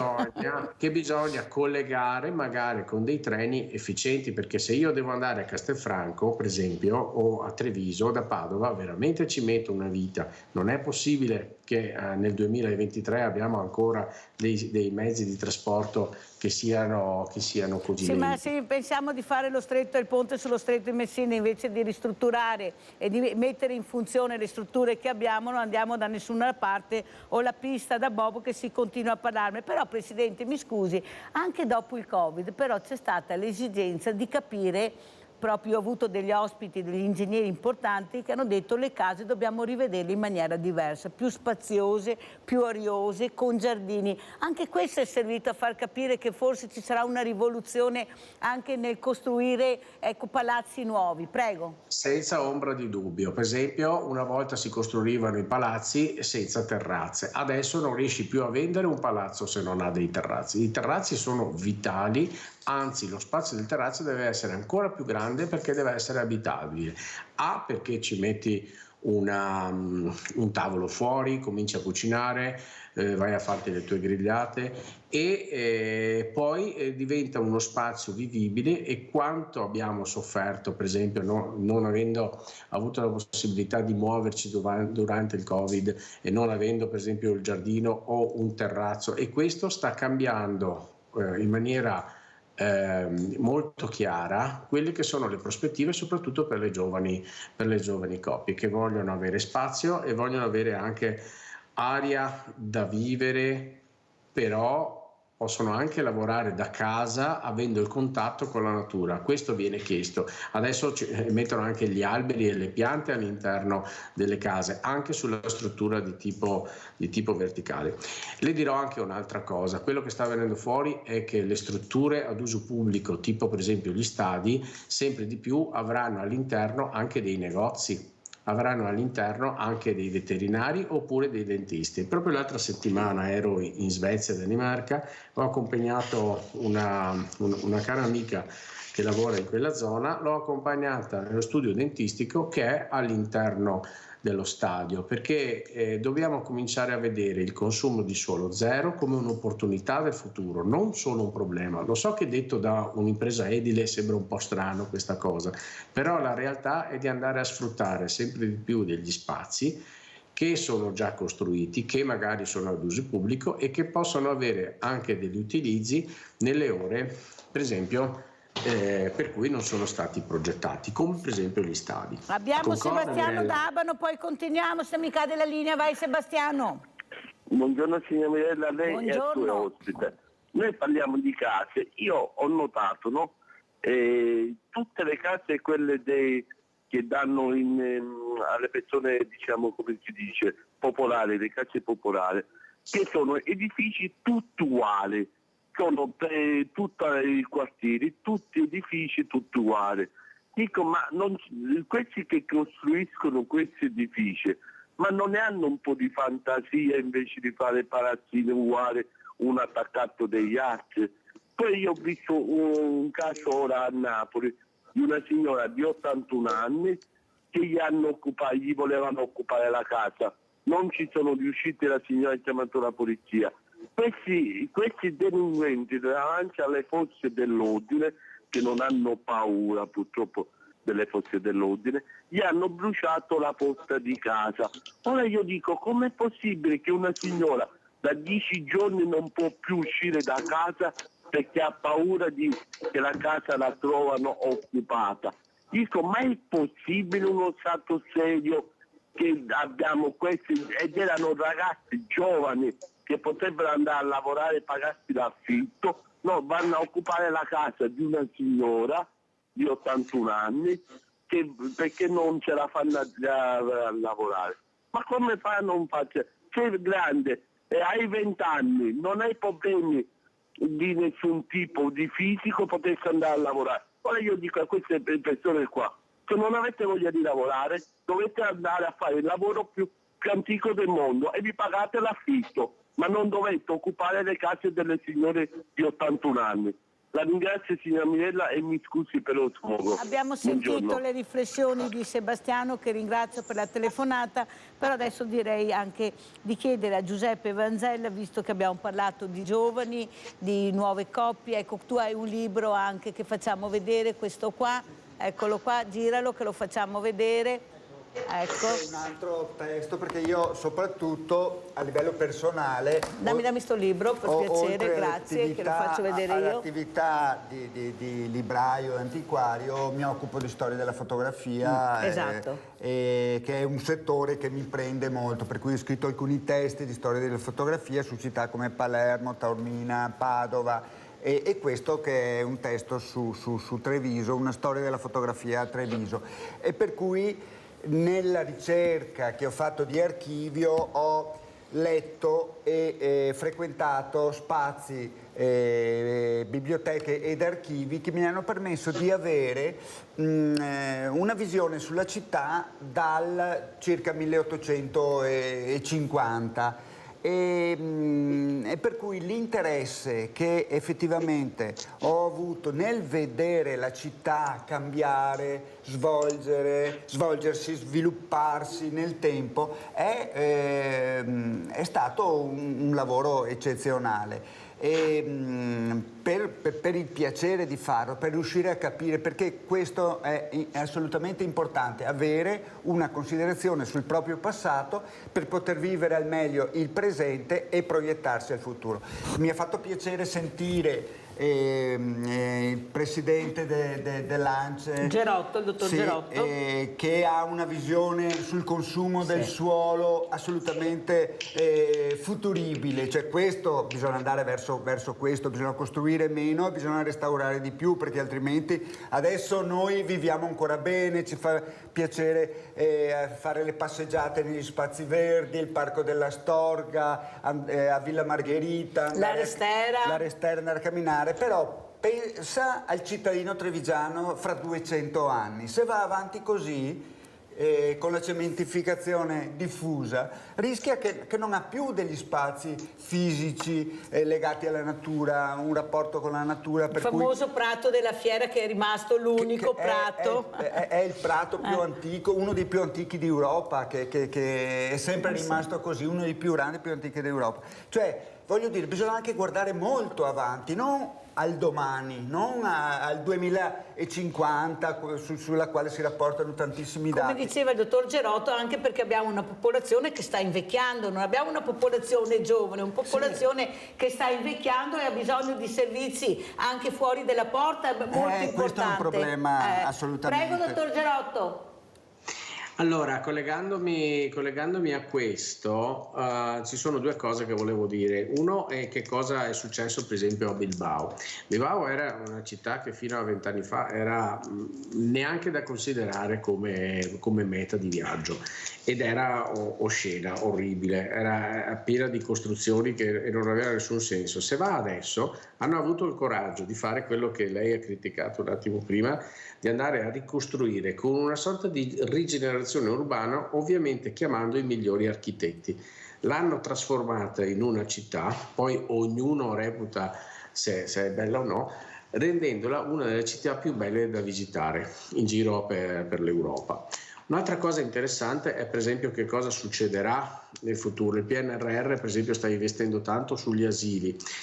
Come verranno adesso e come vengono progettati gli asili? Sapendo già che ci sarà un calo di nascite, ovviamente le classi potranno avere una modulazione diversa proprio per cercare di incentivare il fatto di riutilizzare questi spazi in una logica diversa negli anni in cui non avremo più tutti questi bambini. Però il problema ce l'abbiamo noi, soprattutto per le classi e nel fare le classi prime, ma ce l'abbiamo anche nel catechismo, ce l'ha anche la Chiesa lo stesso identico problema, che non ha neanche più nessuno che va a messa per tutta una serie di motivi e deve pensare a cosa fare con tutti questi vani che restano inutilizzati. Come vedete bisogna sedersi, bisogna avere una squadra soprattutto che abbia una lunga lungimiranza. Bisogna passare anche per il fatto che nessuno legge più libri, oppure molto meno, e che i tempi stanno cambiando e che soprattutto le persone sono connesse. Viviamo in un'epoca in cui tutti siamo connessi sul telefonino, però di fatto la fibra ottica ancora per esempio non ce l'abbiamo su tutte le case del Veneto. Stanno lavorando su questo, ma non possiamo prescindere dal fatto che il mondo sta viaggiando a 300 km all'ora fuori dall'Italia e noi dobbiamo avere la coscienza che tutti quanti i centri storici vanno mantenuti come delle piccole bomboniere. Chi arriva in Italia e vuole venire a visitarlo deve venire qua, pagare in maniera che noi riusciamo a mantenere il nostro sistema. Paesi come Padova, Treviso, Castelfranco, Cittadella sono delle piccole bomboniere. Chi viene qua paga, scende dall'aereo, mangia su dei ristoranti di primo ordine, quindi meno ristorantini che non fanno arricchire il nostro contesto. Con i soldi delle manutenzioni cerchiamo di mantenere tutta quanta la struttura, perché avremo meno cittadini in Veneto e dobbiamo garantire quelle che saranno le pensioni del futuro, ma questo la politica deve averlo in testa e soprattutto bisogna fare squadra. Anche una squadra sensibile, mi permetto di dire, perché anche nelle costruzioni ci vorrebbe un po' di etica, perché delle volte veramente vediamo delle oscenità, mi scusi dottor Gerotto, ma veramente che se ce le risparmiavano e avessero fatto qualcos'altro saremmo stati più contenti, visto l'equilibrio, la delicatezza di questo paese, che non possiamo trovarci Venezia e un'altra Marghera, capisce dove voglio arrivare? Perché purtroppo se lei atterra con l'aereo, fa tutta la zona e vede, atterrando su Venezia, vede Campanile, Capanon, Bottega. Campanile, Capanon, Bottega. Sì, ma vedo anche Marghera, dottor Gerotto, purtroppo, e vedo anche quello. Siccome la mia paura è quella, perché il business ha superato il buonsenso e la serietà e l'etica in politica, vorrei che qualcuno si decidesse a inserire questa parola, che è l'etica, anche nel costruire, nella salvaguardia di questo meraviglioso paese. Io sono orgogliosa, paese bellissimo che tutti ci invidiano, non a caso ci chiamano il bel paese, però con un equilibrio e una fragilità uniche, questo lo dobbiamo dire. Abbiamo in linea Luciano da Desenzano del Garda. Ciao Luciano. Ciao Mirella, ciao. Buongiorno agli ascoltatori, spero che stiate tutti bene. Io sto benissimo. Anche noi fino adesso, grazie, tocca ferro, ma grazie, bene. Ieri ho fatto 77 mesi. Complimenti, auguri in ritardo da tutta la grande famiglia di Sveglia Veneti. E ieri sono andato anche in bicicletta. Niente Mirella, così ho sentito che parlavate delle case. Adesso diciamo l'Italia è già un paese di vecchi, diciamo di anziani, e saranno molti di più fra 10-20 anni. Secondo il mio modesto parere la badante, tra parentesi, una badante viene a costare 1.500-2.000 euro al mese. Ci sono, con le pensioni che abbiamo, tra parentesi, bisognerebbe costruire come c'è a Villanuova sul Clivi, 10 km da Salò, Mirella, dove io ho un fratello che ha 3 figli. C'è San Francesco si chiama, è un complesso dove puoi comprare o anche affittare dei monolocali, bilocali, trilocali, in base se uno è solo, se è una coppia, dove ti fanno tutto. Certo che si paga anche lì, si pagava mi sembra 1.000 euro qualche anno fa, dove ti fanno da mangiare, ti lavano tutto. Devono cominciare nei paesi, nelle città a fare questi complessi, come io per esempio ho una casa di 100 metri, è troppo anche grande, no? Sarebbe una casa da 4 persone e si potrebbe vendere fra qualche anno e andare in un bilocale, capisci? La badante costa carissima. Io sono dentro da 20 anni, tra stipendio, 13ª, ferie e licenziamento, tutto viene a costare 20.000 euro all'anno. Qualche anno fa avevo un amico più anziano di me che ne prendeva 7,50 di pensione. Per fortuna aveva i figli che le aiutavano. Vabbè, niente, Mirella, vi saluto, tanti auguri. Grazie caro Luciano, hai fatto bene a ricordare con le tasse che ci sono, con le pensioni e gli stipendi, non è che puoi permetterti questi appartamenti grigi. Vorrei anche capire dove qualcuno vuole parare, perché abbiamo questi giovani che non ce la fanno più, non trovano stanze, abbiamo visto gli universitari, oppure con dei prezzi folli, una stanza viene pagata 500-600 euro sulle grandi città, la roba da non credere Vanzella. È anche il frutto del turismo, cioè è una cosa che bisognava pensare qualche decennio fa, avere una visione politica un po' più ampia, e se tu vuoi promuovere il turismo devi anche studiare tutti gli elementi connessi, cioè il fatto che adesso ai proprietari conviene di più affittare o costruire dei bed and breakfast nell'appartamento invece che affittarlo a una famiglia normale, una coppia giovane, e questo pregiudica.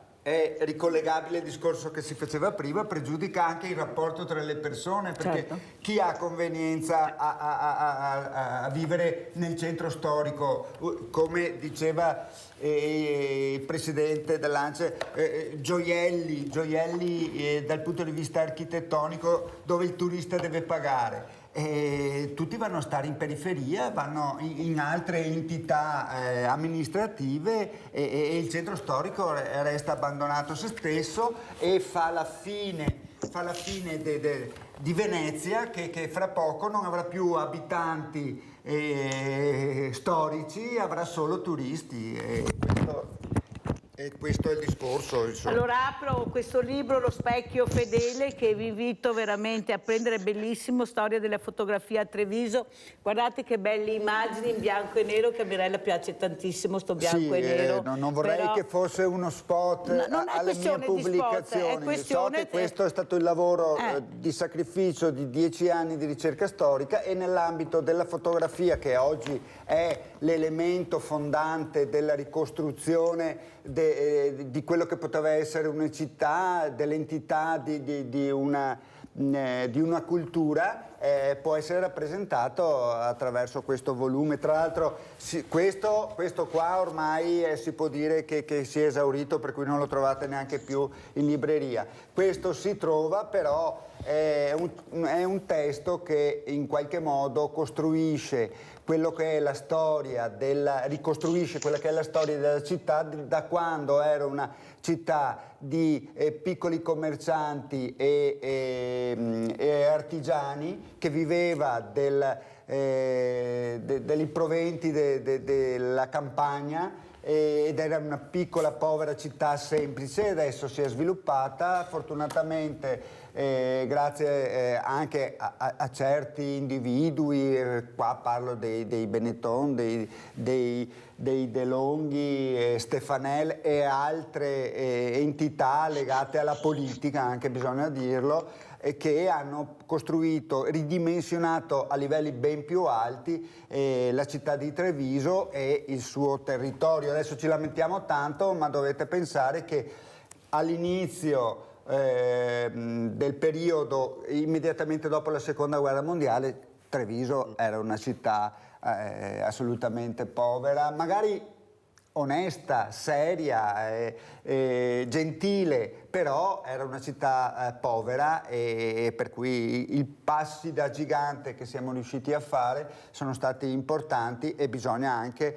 riuscire, avendo una visione sul futuro interessante, riuscire a calibrarla in rapporto ai tempi futuri verso i quali stiamo andando. Visto che si può fare, noi speriamo tantissimo anche nella delicatezza di questi veramente patrimoni meravigliosi che abbiamo, con questo fiume meraviglioso che passa in tutta la città, questo stile fantastico. Come vedete le abitazioni lungo questo fiume vanno a ruba, sì, non c'è niente da dire perché... Dino Buzzati che definì Treviso una piccola Atene grazie alle entità degli artisti come Arturo Martini, Gino Rossi, Giovanni Comisso e tanti altri che costruivano questa identità culturale che alla fine accompagna quello che è il valore anche a livello industriale della città. Bisogna ricordarsi che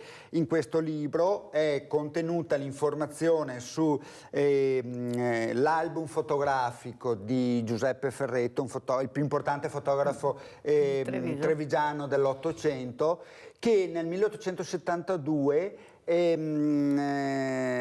riuscì a dare una visione della città di Treviso e del territorio della Marca trevigiana al di là di quello che era il motivo per il quale il turista veniva in Italia a quel tempo, cioè soprattutto per andare a vedere le grandi città rinascimentali.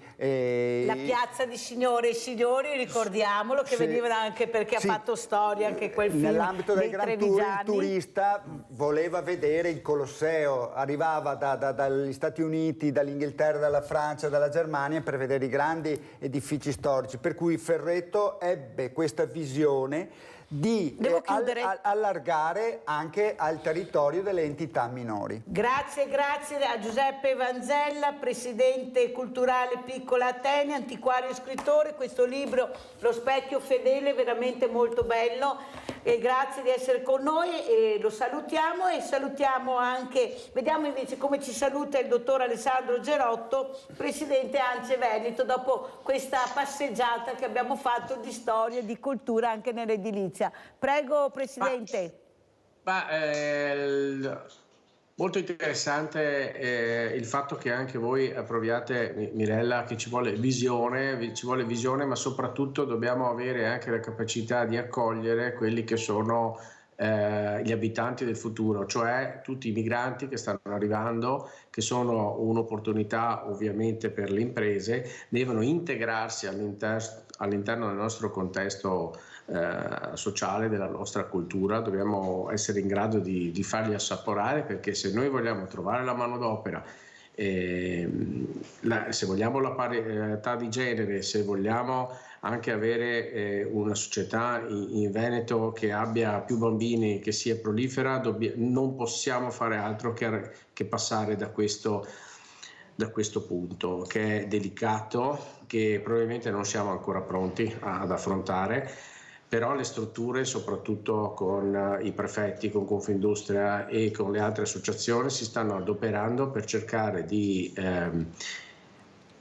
integrare questi nuovi abitanti anche su un contesto storico e culturale perché ne abbiamo bisogno ed è l'unica strategia che dobbiamo avere in mente per far diventare ancora grande il Veneto. Grazie, veramente grazie anche per queste ultime parole che ha detto. Io sono tanti mesi che lo dico, cerchiamo di farli lavorare, non è vero che non sanno fare niente, lavorano in maniera diversa, ma forse fanno dei lavori anche meglio di noi perché sono nati con una terra, sulla terra lavorano e anche come falegnami, glielo posso assicurare, sono bravissimi. Grazie, veramente grazie al dottor Alessandro Gerotto, presidente ANCE Veneto. Grazie, pubblicità.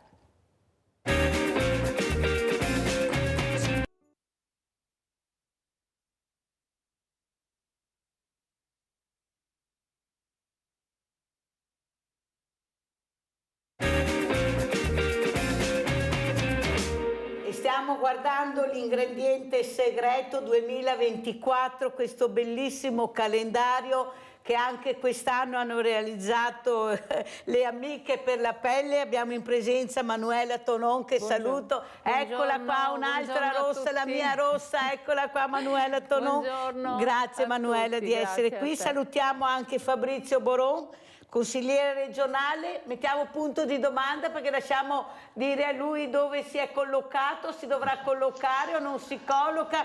Grazie Boron di essere qui, anche lei grazie, ma soprattutto capire l'importanza di questi calendari che costano fatica, sudore, pianto, disperazione, qui c'è proprio un po' di tutto. Ringrazio Manuela per questo ricordo che mi porta ogni anno, forse penso che siano state delle prime a fare questo calendario. Ecco, cosa vuol dire l'ingrediente segreto? Poi c'è qualcosa di diverso quest'anno nel calendario, prego Manuela. Quest'anno il calendario ogni anno è bello, quest'anno secondo me è stato scelto un tema ancora Adesso più vediamo bello, le foto, poi anche, tu le commenti. Sì, come valorizzazione del territorio del Veneto, a cui noi teniamo molto.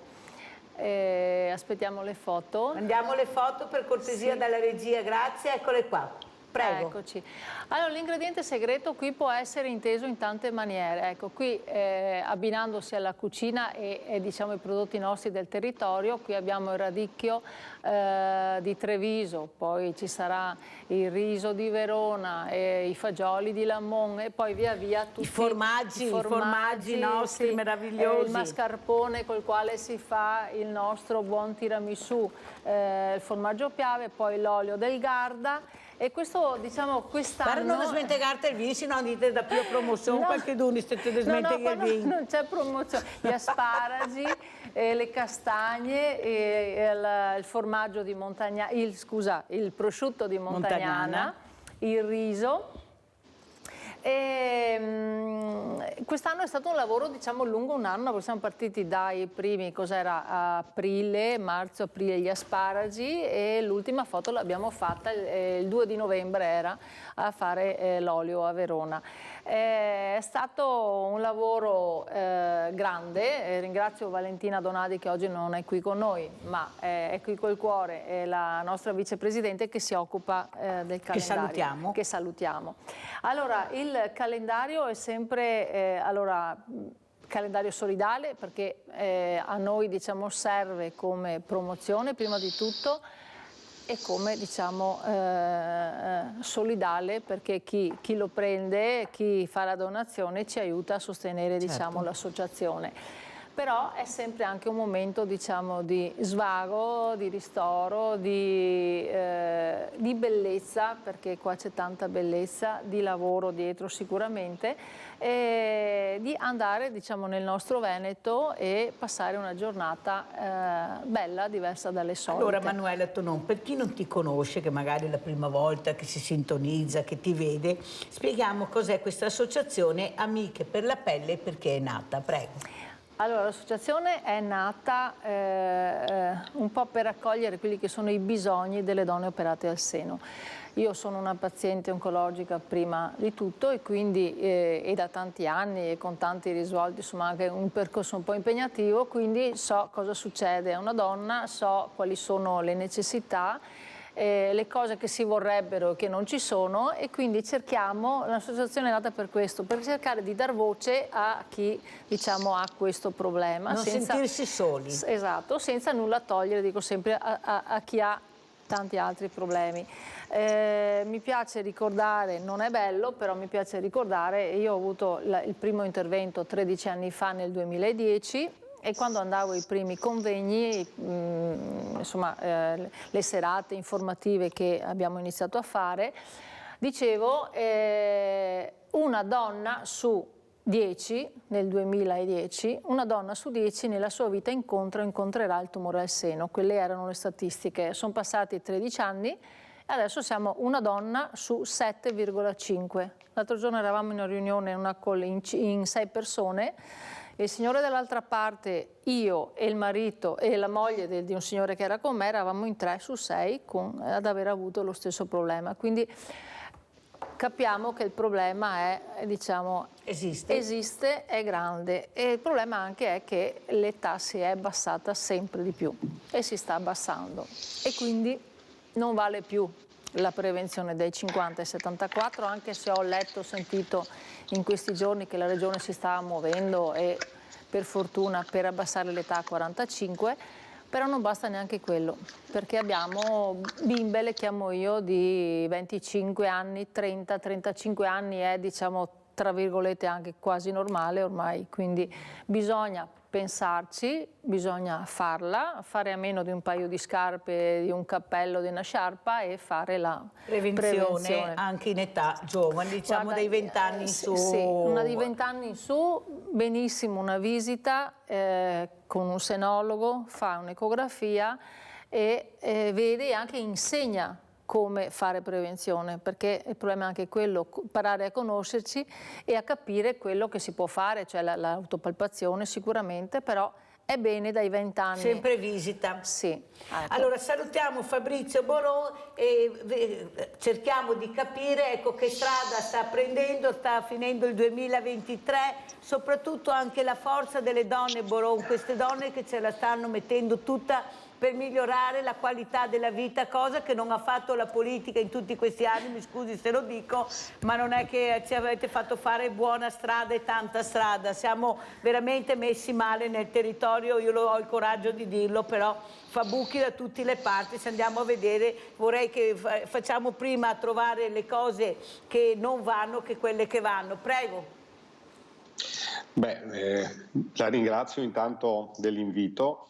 Ma chiarisco subito che io non sono andato via da nessuna parte e non cambio nulla, se non che sono stato cacciato, sono stato espulso ancora 6-7 mesi fa, e pertanto nel mio ruolo istituzionale che ho in Regione è difficile poter lavorare se non hai comunque un'organizzazione politica, un'organizzazione di partito.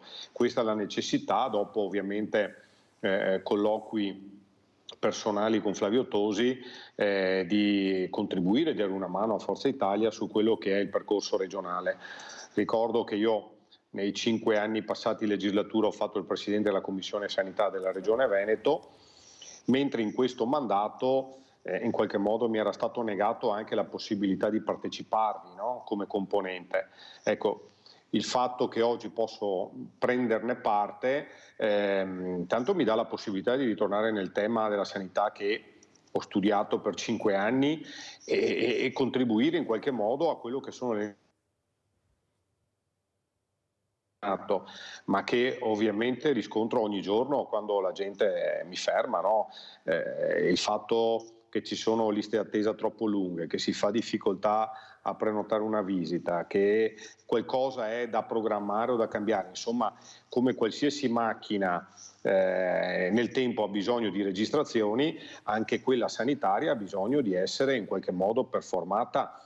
Ecco, dire sempre che tutto va bene senza trovare soluzioni credo non si faccia un buon servizio, in particolar modo su quello che riguarda le visite.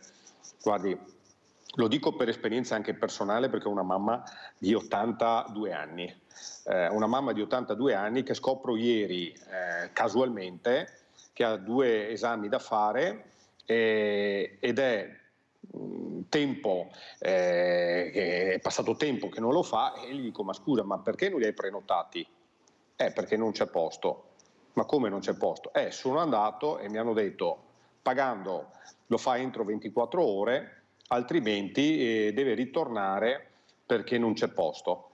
Ecco, io credo che sia arrivato il momento di dare un contributo, e su questo ovviamente il contesto della mia adesione a Forza Italia, il contesto di Fabrizio Boron, per quello che è sempre stato e per quello che è, con una forza ovviamente anche di un gruppo politico che può darmi sostegno, il fatto di dire che così non può andare avanti, cioè la sanità non può essere oggi ad appannaggio solo di chi ha 50 o 100 euro per prenotarsi una visita, ma deve essere, come ci siamo sempre pregiati di dirlo, essere una sanità pubblica a tutti gli effetti. E Senta, per essere Boron, facciamo una parentesi. Dopo aver sentito quello che ha detto Manuela Tonon e quello che ha detto lei in fatto di soldi, non le sembra che la politica, anche la politica veneta, sia concentrata, la politica lombarda, sulla pista da bob a Cortina e sul ponte di Stretto di Messina in Sicilia, dove io tocco con mano, lei sa benissimo di cosa mi occupo, ecco, con questo banco alimentare, con l'inclusività, ecco, lasciata nell'indifferenza totale tutto il resto. Pensate che il 5 per 1000 deve ancora arrivare quest'anno e ci sono veramente associazioni che lo aspettavano tantissimo per supportare altre realtà che sono in difficoltà. È la prima volta, la seconda, l'anno scorso è arrivato a metà dicembre, ecco quest'anno deve ancora arrivare, c'è qualcosa che non torna nei nostri conti. Sono soldi dei cittadini che dovrebbero essere dati alle associazioni perché appartengono alle associazioni, sono già stati incassati ma non vengono erogati. Questo mette in difficoltà anche, come dice lei, le nostre associazioni che potrebbero aiutare quell'anziano magari anche a fare una visita, perché stiamo parlando di persone che hanno bisogno di farla ma non hanno i soldi per farla se non nelle liste lunghe d'attesa. Ma cosa sta succedendo, Boron? Perché noi vorremmo anche capire, ma non c'è mica trasparenza su questo. Prego. No, ma guardi, lei ha ragione sul fatto di dire una cosa, che ci preoccupiamo a volte di massimi sistemi, non risolviamo le cose più semplici, quelle che sono poi immediate, no? Nel contesto del cittadino. Lei giustamente dice del 5 per 1000, è già tutto contabilizzato ma non viene erogato. Sa quante cose ci sono sulla stessa specie, sulla stessa fattispecie? Sa quante aziende ad esempio avanzano tanti soldi dallo Stato perché hanno pagato più tasse, perché hanno pagato più IVA, perché hanno il credito IVA, perché hanno e non gli vengono dati? E poi sì, ma sono due cose diverse, Boron. Questi sono soldi dei cittadini dati per le associazioni. Sì, no. Ma anche in questo caso sono soldi dell'imprenditore che ha dato allo Stato, sono in più e che gli devono essere restituiti, già contabilizzati, e però non glieli restituiscono. Io immagino che sia tutta una questione di problema di cassa, no? Cioè, ovvero, quando non ti danno i soldi che sono tuoi, cosa vuol dire? Che non li hanno. E quindi, da una parte, il problema dei mutui che aumentano e le famiglie sono in difficoltà, dall'altra parte i tuoi soldi che ti spettano, in questo caso il 5 per 1000, e che non ti vengono dati, dall'altra parte la difficoltà ovviamente ad investire su quello che è anche ad esempio il miglioramento del sistema sanitario. Mi fa pensare che in qualche modo da una parte imbandisci bene, no, con grandi progetti faraonici per distogliere un po' dall'attenzione, e dall'altra parte non risolvi le cose, quelle concrete, quelle essenziali della vita di tutti i giorni, perché non hai i soldi. La realtà è questa, no? I soldi non ci sono e guardi, è difficile anche dire poi qual è la soluzione, però certo non è la soluzione, giustamente come ha detto lei, mettere 3 miliardi di euro per il ponte sullo Stretto di Messina. Questo ne sono pienamente d'accordo. Allora andiamo a vedere invece quello che fanno queste realtà, queste associazioni per migliorare la qualità della vita, ci mettono la faccia, impegno, soldi. Andiamo a vedere questa sfilata per la pelle di Manuela Tonon e tutte le sue amiche. Buonasera a tutti, io sono Adriana, ambasciatrice di Amiche per la Pelle. Benvenuti a questa nostra festa, la festa di Amiche per la Pelle, la nostra sfilata. È tempo di rifiorire. La nostra associazione si occupa di progetti per la prevenzione, ma anche di progetti per sostenere le donne che stanno attraversando o hanno attraversato un momento difficile.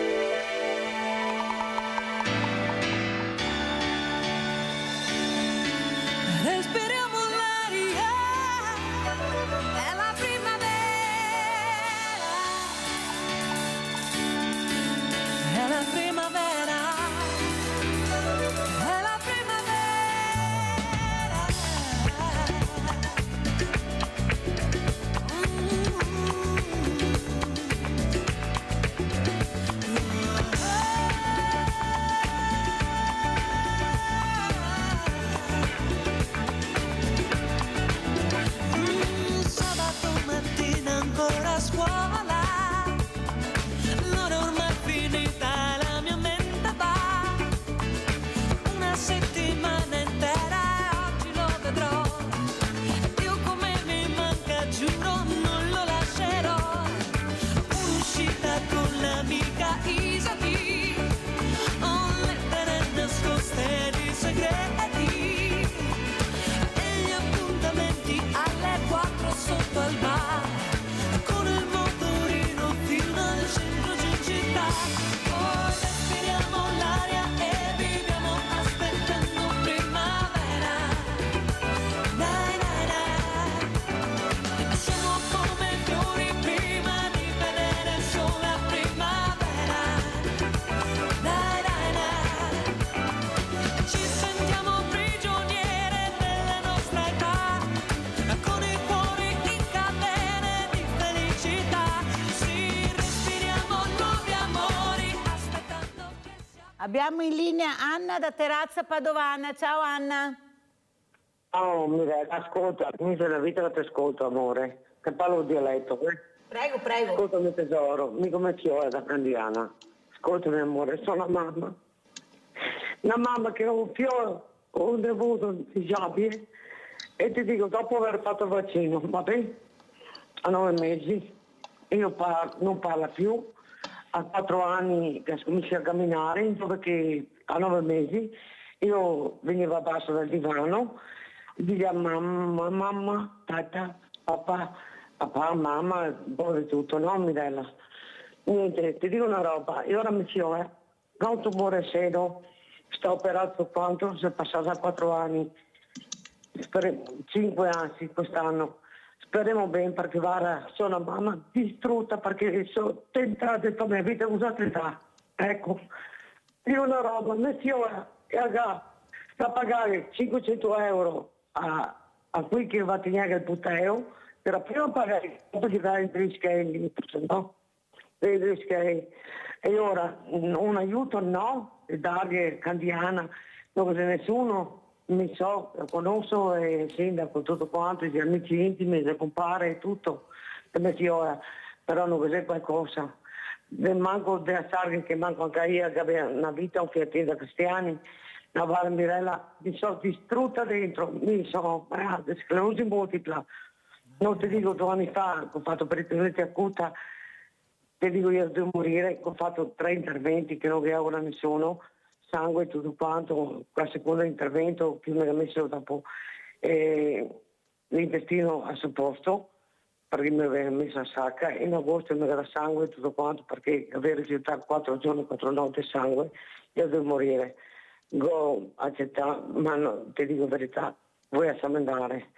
E ora, una mamma, nessuno sa niente, mio figlio non sa niente che fa queste robe qua che diciamo, però non così qualcuno che dà un sostegno, che dica aspetta che andiamo da Guarda Anna, ti fermo un attimo, stai in linea per cortesia, perché quando una persona ha una persona diversamente abile in casa deve avere delle agevolazioni che ci sono, che devono essere date, però questo sfortunatamente in molti casi non avviene. Se non sei nel giro giusto non avviene. Allora, Boron, cosa vuole dire? Visto che stiamo parlando di una persona che paga le tasse, di una mamma con gravi problemi, di una nonna con gravi problemi, ma soprattutto le risposte che non riesce ad avere. Ecco, cosa vuole dire a questa mamma, a Anna da Terrazza Padovana, in una situazione disperata, perché bisogna anche veramente capire e soprattutto la dignità, ecco, la vergogna che hanno di farsi ascoltare, di farsi vedere. Ecco, mia figlia non sa, ma non è da vergognarsi chiedere aiuto a Anna. Sentiamo cosa dice Boron. Prego Boron. No, non c'è nulla da vergognarsi nel chiedere aiuto, anzi scherziamo. Non ho capito poi se il danno che mi diceva è stato prodotto, mi pare, da vaccino, diceva. Sì, beh, questo bisogna verificare, vedere, perché appunto, giustamente non è che si possa dire causa. Anna ha dato la sua versione, però, ma in fatto economico, perché quello che interessa adesso a Anna è essere supportata economicamente. Prego, Boron. No, dicevo solo questo perché purtroppo poi la burocrazia diceva, la burocrazia è terribile, no? Quando ci troviamo di fronte alle necessità. E per tale immagino che il percorso di riconoscimento della disabilità, che sarà evidente ovviamente, ma ai fini economici, per avere insomma il sostegno economico, che può essere una pensione, che può essere un'accompagnatoria, che può essere qualsiasi altra cosa, ha bisogno di un percorso medico che ne stabilisce il fatto, le cause e quant'altro, e poi alla fine gli viene assegnato il dovuto. Ecco, questo è il problema che viviamo in questo paese. Cioè, io credo, adesso non so il percorso che abbia fatto la signora, se ovviamente è andata all'ULSS e si è iniziato un percorso per la richiesta di quanto dovuto su quello che riguarda ad esempio l'accompagnatoria sulla disabilità. Ma Boron, non è questo il problema, Boron, glielo posso assicurare. Io sto seguendo un caso dove ho il presidente dei medici di famiglia che dice no, questa signora deve avere questo e questo di diritto. Le posso assicurare che non arrivano. Allora è inutile dire la legge prevede questo se poi non la pratichiamo, perché sennò non andiamo da nessuna parte. E dove vai a parare? Da chi vai? I sindaci non hanno soldi, e i medici sono pochi, ma queste persone devono morire in casa? No, ma guardi che quello che stavo dicendo, è proprio questo, cioè il fatto di un sistema che è a volte anche perverso, no? Perché fa prestissimo a mettere un finanziamento, come diceva lei, sul ponte e sullo stretto e non risolve questi problemi che sono essenziali. È quello che dicevamo prima: se c'è un diritto, il diritto deve essere attuato.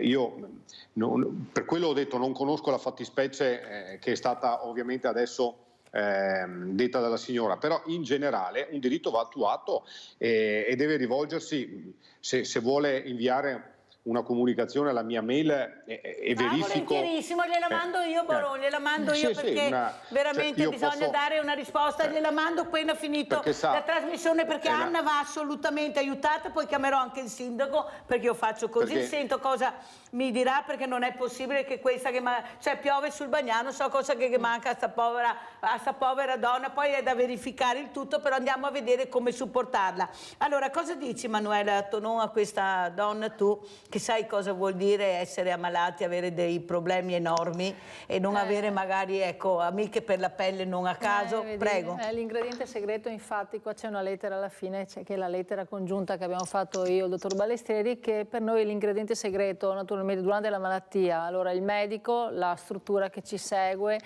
e tutto, diciamo, il percorso, però l'ingrediente segreto in questo caso è avere una famiglia che ti supporta, avere degli amici, avere qualcuno che ti supporta, cioè sapere di non essere soli dà una grandissima mano, diciamo, nel percorso di malattia. Allora, Manuela, e lo dico anche a Boron, noi abbiamo 6.000 associazioni, però se non riusciamo ad arrivare a Anna, se non riusciamo ad arrivare a Antonio, è come non esistessimo. Vogliamo capire che dobbiamo fare squadra, metterci assieme, vedere come aiutare quelle fragilità anche a livello burocratico, visto che abbiamo associazioni che si occupano anche di questo. Ma se a Anna non arriva niente, noi non esistiamo, siamo invisibili. Prego, Manuela. Allora, Mirella, mi trovi proprio sul tema, perché è una cosa che dico sempre, che non sopporto di sentir dire che il bene si fa in silenzio. Non è vero, si deve il bene quando si fa, ma non per farsi dire bravi, perché domani tu hai bisogno di me, non sai che ci sono, la signora non sa che ci sono delle strutture, magari qualcuno che dà una mano, perché non c'è comunicazione. Infatti una cosa che ci teniamo tanto è fare rete con le altre associazioni, per esempio anche con il filo di Simo, che tu credo conosco bene. Si l'ha avuto anche ospiti. Ecco, abbiamo con Ivan e con Diego e con la moglie, abbiamo fatto tantissime serate e tante altre ne faremo anche qua in gennaio già pronte. Sono due temi diversi, però chi viene a una serata nostra ha questo e quello e non è detto che non abbia qualcuno che ha il mio problema. Capisci che manca quella catena unita, nel senso che non tutti possono fare tutto, ognuno deve sapere chi fa cosa. C'è questo problema di queste associazioni, chi può aiutare Anna che ha questi problemi? Non è che per forza tutti dobbiamo fare tutto, dobbiamo avere proprio le segnalazioni da dare a Anna per a essere aiutata. Boron, ma questo perché non viene fatto? Adesso c'è un caglierone, hanno fatto un minestrone col mondo del volontariato che sta sparendo quello veramente serio, pulito, e sta arrivando sulla multinazionale con la regina. Ma stiamo scherzando? Ma cosa hanno fatto? Prego Boron, velocissimo, ma sono in chiusura. Sì, guardi, che il mondo del volontariato sia qualcosa di magnifico e che allo stesso tempo sia in difficoltà perché le norme e le leggi mettono paletti e burocrazia ovunque, è sotto gli occhi di tutti. Tanti spariranno. Incontro no, ogni volta che ci parlo assieme, ad esempio mi viene in mente i donatori di sangue che ho vicino a casa, che ogni volta cercano di fare una festa e sa cosa? E la festa che fanno non è per fare cassa, ma è per cercare di raggruppare le persone, di promuovere la donazione del sangue, per cercare quei pochi soldi che tirano su di fare iniziative di promozione.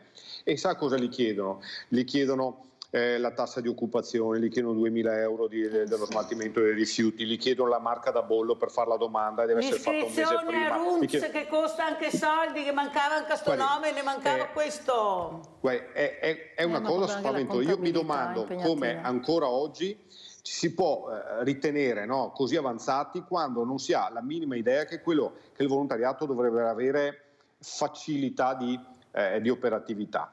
E guardi che la facilità di operatività non è una cosa balenata in aria, è qualcosa che si fa perché gli esseri umani fanno la politica, gli esseri umani condizionano la politica, gli esseri umani possono decidere in politica di fare le cose.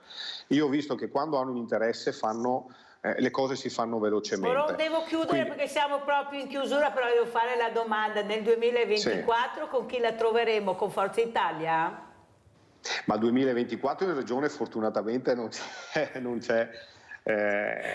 ci sono elezioni, saranno nel 2025. 2024 alle prossime europee, io lo dico già subito, non mi candido, sono in regione, sto bene in regione, cioè mi piace l'operatività, quella territoriale.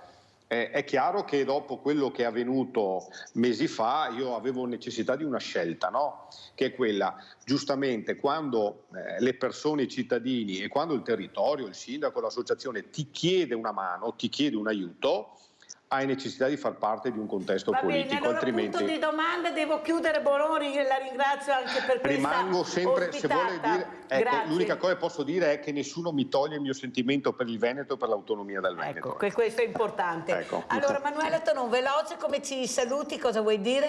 No, volevo dire di questa bella iniziativa che abbiamo fatto ieri. Eravamo a Refrontolo con con 2 camper attrezzati per le mammografie e le ecografie, e lì c'è stato un concorso di aiuti, diciamo così, che è partito da una paziente che è stata operata da poco, è andato tutto bene, e lei e il marito volevano per Natale fare far fare prevenzione. Quindi sono state fatte una quarantina di visite, eravamo nel piazzale della Ferracin Abbigliamento, e in 24 ore sono andate praticamente solo col tam tam, senza far pubblicità, in 24 ore sono state prenotate tutte le visite. E questa è una cosa che noi facciamo, entriamo nelle aziende con il camper. Adesso c'è l'incentivo, diciamo, da parte delle istituzioni, del governo, a far fare welfare aziendale, perché è praticamente un togliere peso a quelle che sono le liste d'attesa che parlavamo prima. Che veramente preoccupano non poco. Poi abbiamo anche tante altre cose, ma verrò a dirle più avanti. Ma soprattutto l'appello di fare prevenzione anche alle ventenni, ecco, questo mi preme veramente, Manuela. Di seguirci chiedo di seguirci sulla pagina Facebook o sul sito di Amiche per la Pelle, perché abbiamo tante cose ancora nel berretto da tirar fuori, cose belle. Grazie, lo ringraziamo tantissimo Manuela Tonon, presidente Mirella. Amiche per la Pelle. Salutiamo anche le Amiche per la Pelle, che è veramente un grande abbraccio. Saluto Fabrizio Boron, collegato con noi da Padova, consigliere regionale col punto di domanda, ma sempre per l'autonomia, sempre per il territorio, questo mi fa piacere. Le manderò il numero della nostra Anna da Terrazza Padovana, perché va assolutamente aiutata. Grazie, la posta di Mirella. Grazie.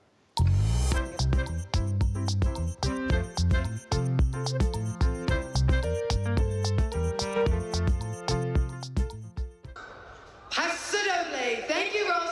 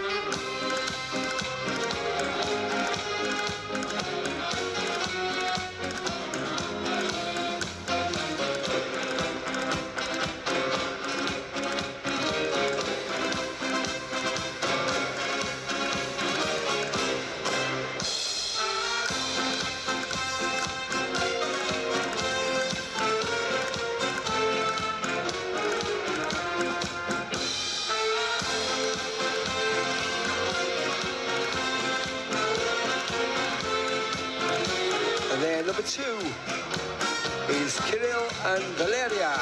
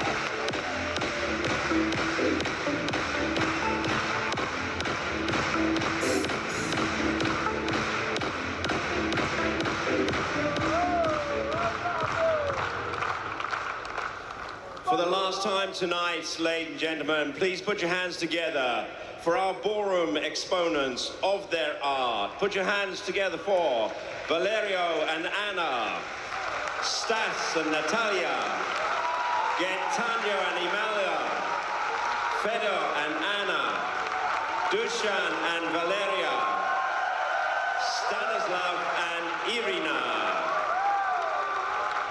Don't let me down now, guys. Give us your all as you take your last dance. Professionals, your quick step. Thank you, Joe.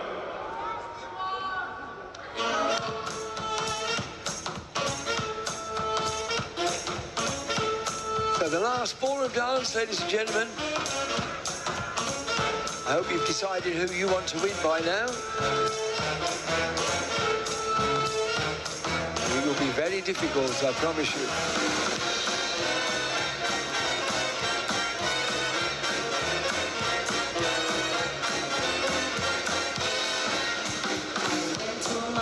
Party with Nuno and Nell. It was in the fresh air and we went as we were. We sang as we were, which was hell. Grace started singing at midnight and she didn't stop singing till 4. Music cycle was bound to begin when Laura got blind on to Bonnie and Jim. Scratched at the nail with the party again and I couldn't lie before. To a marvelous party, went to a marvelous party, went to a marvelous party.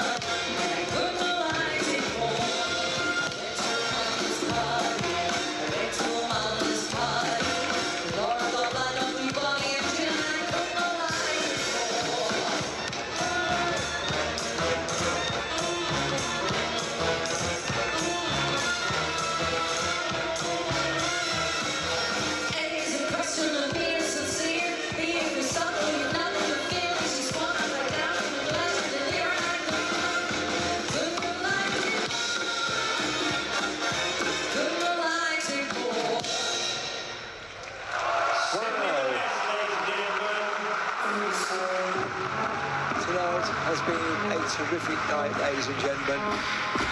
Right the way through, and we only have one more to go.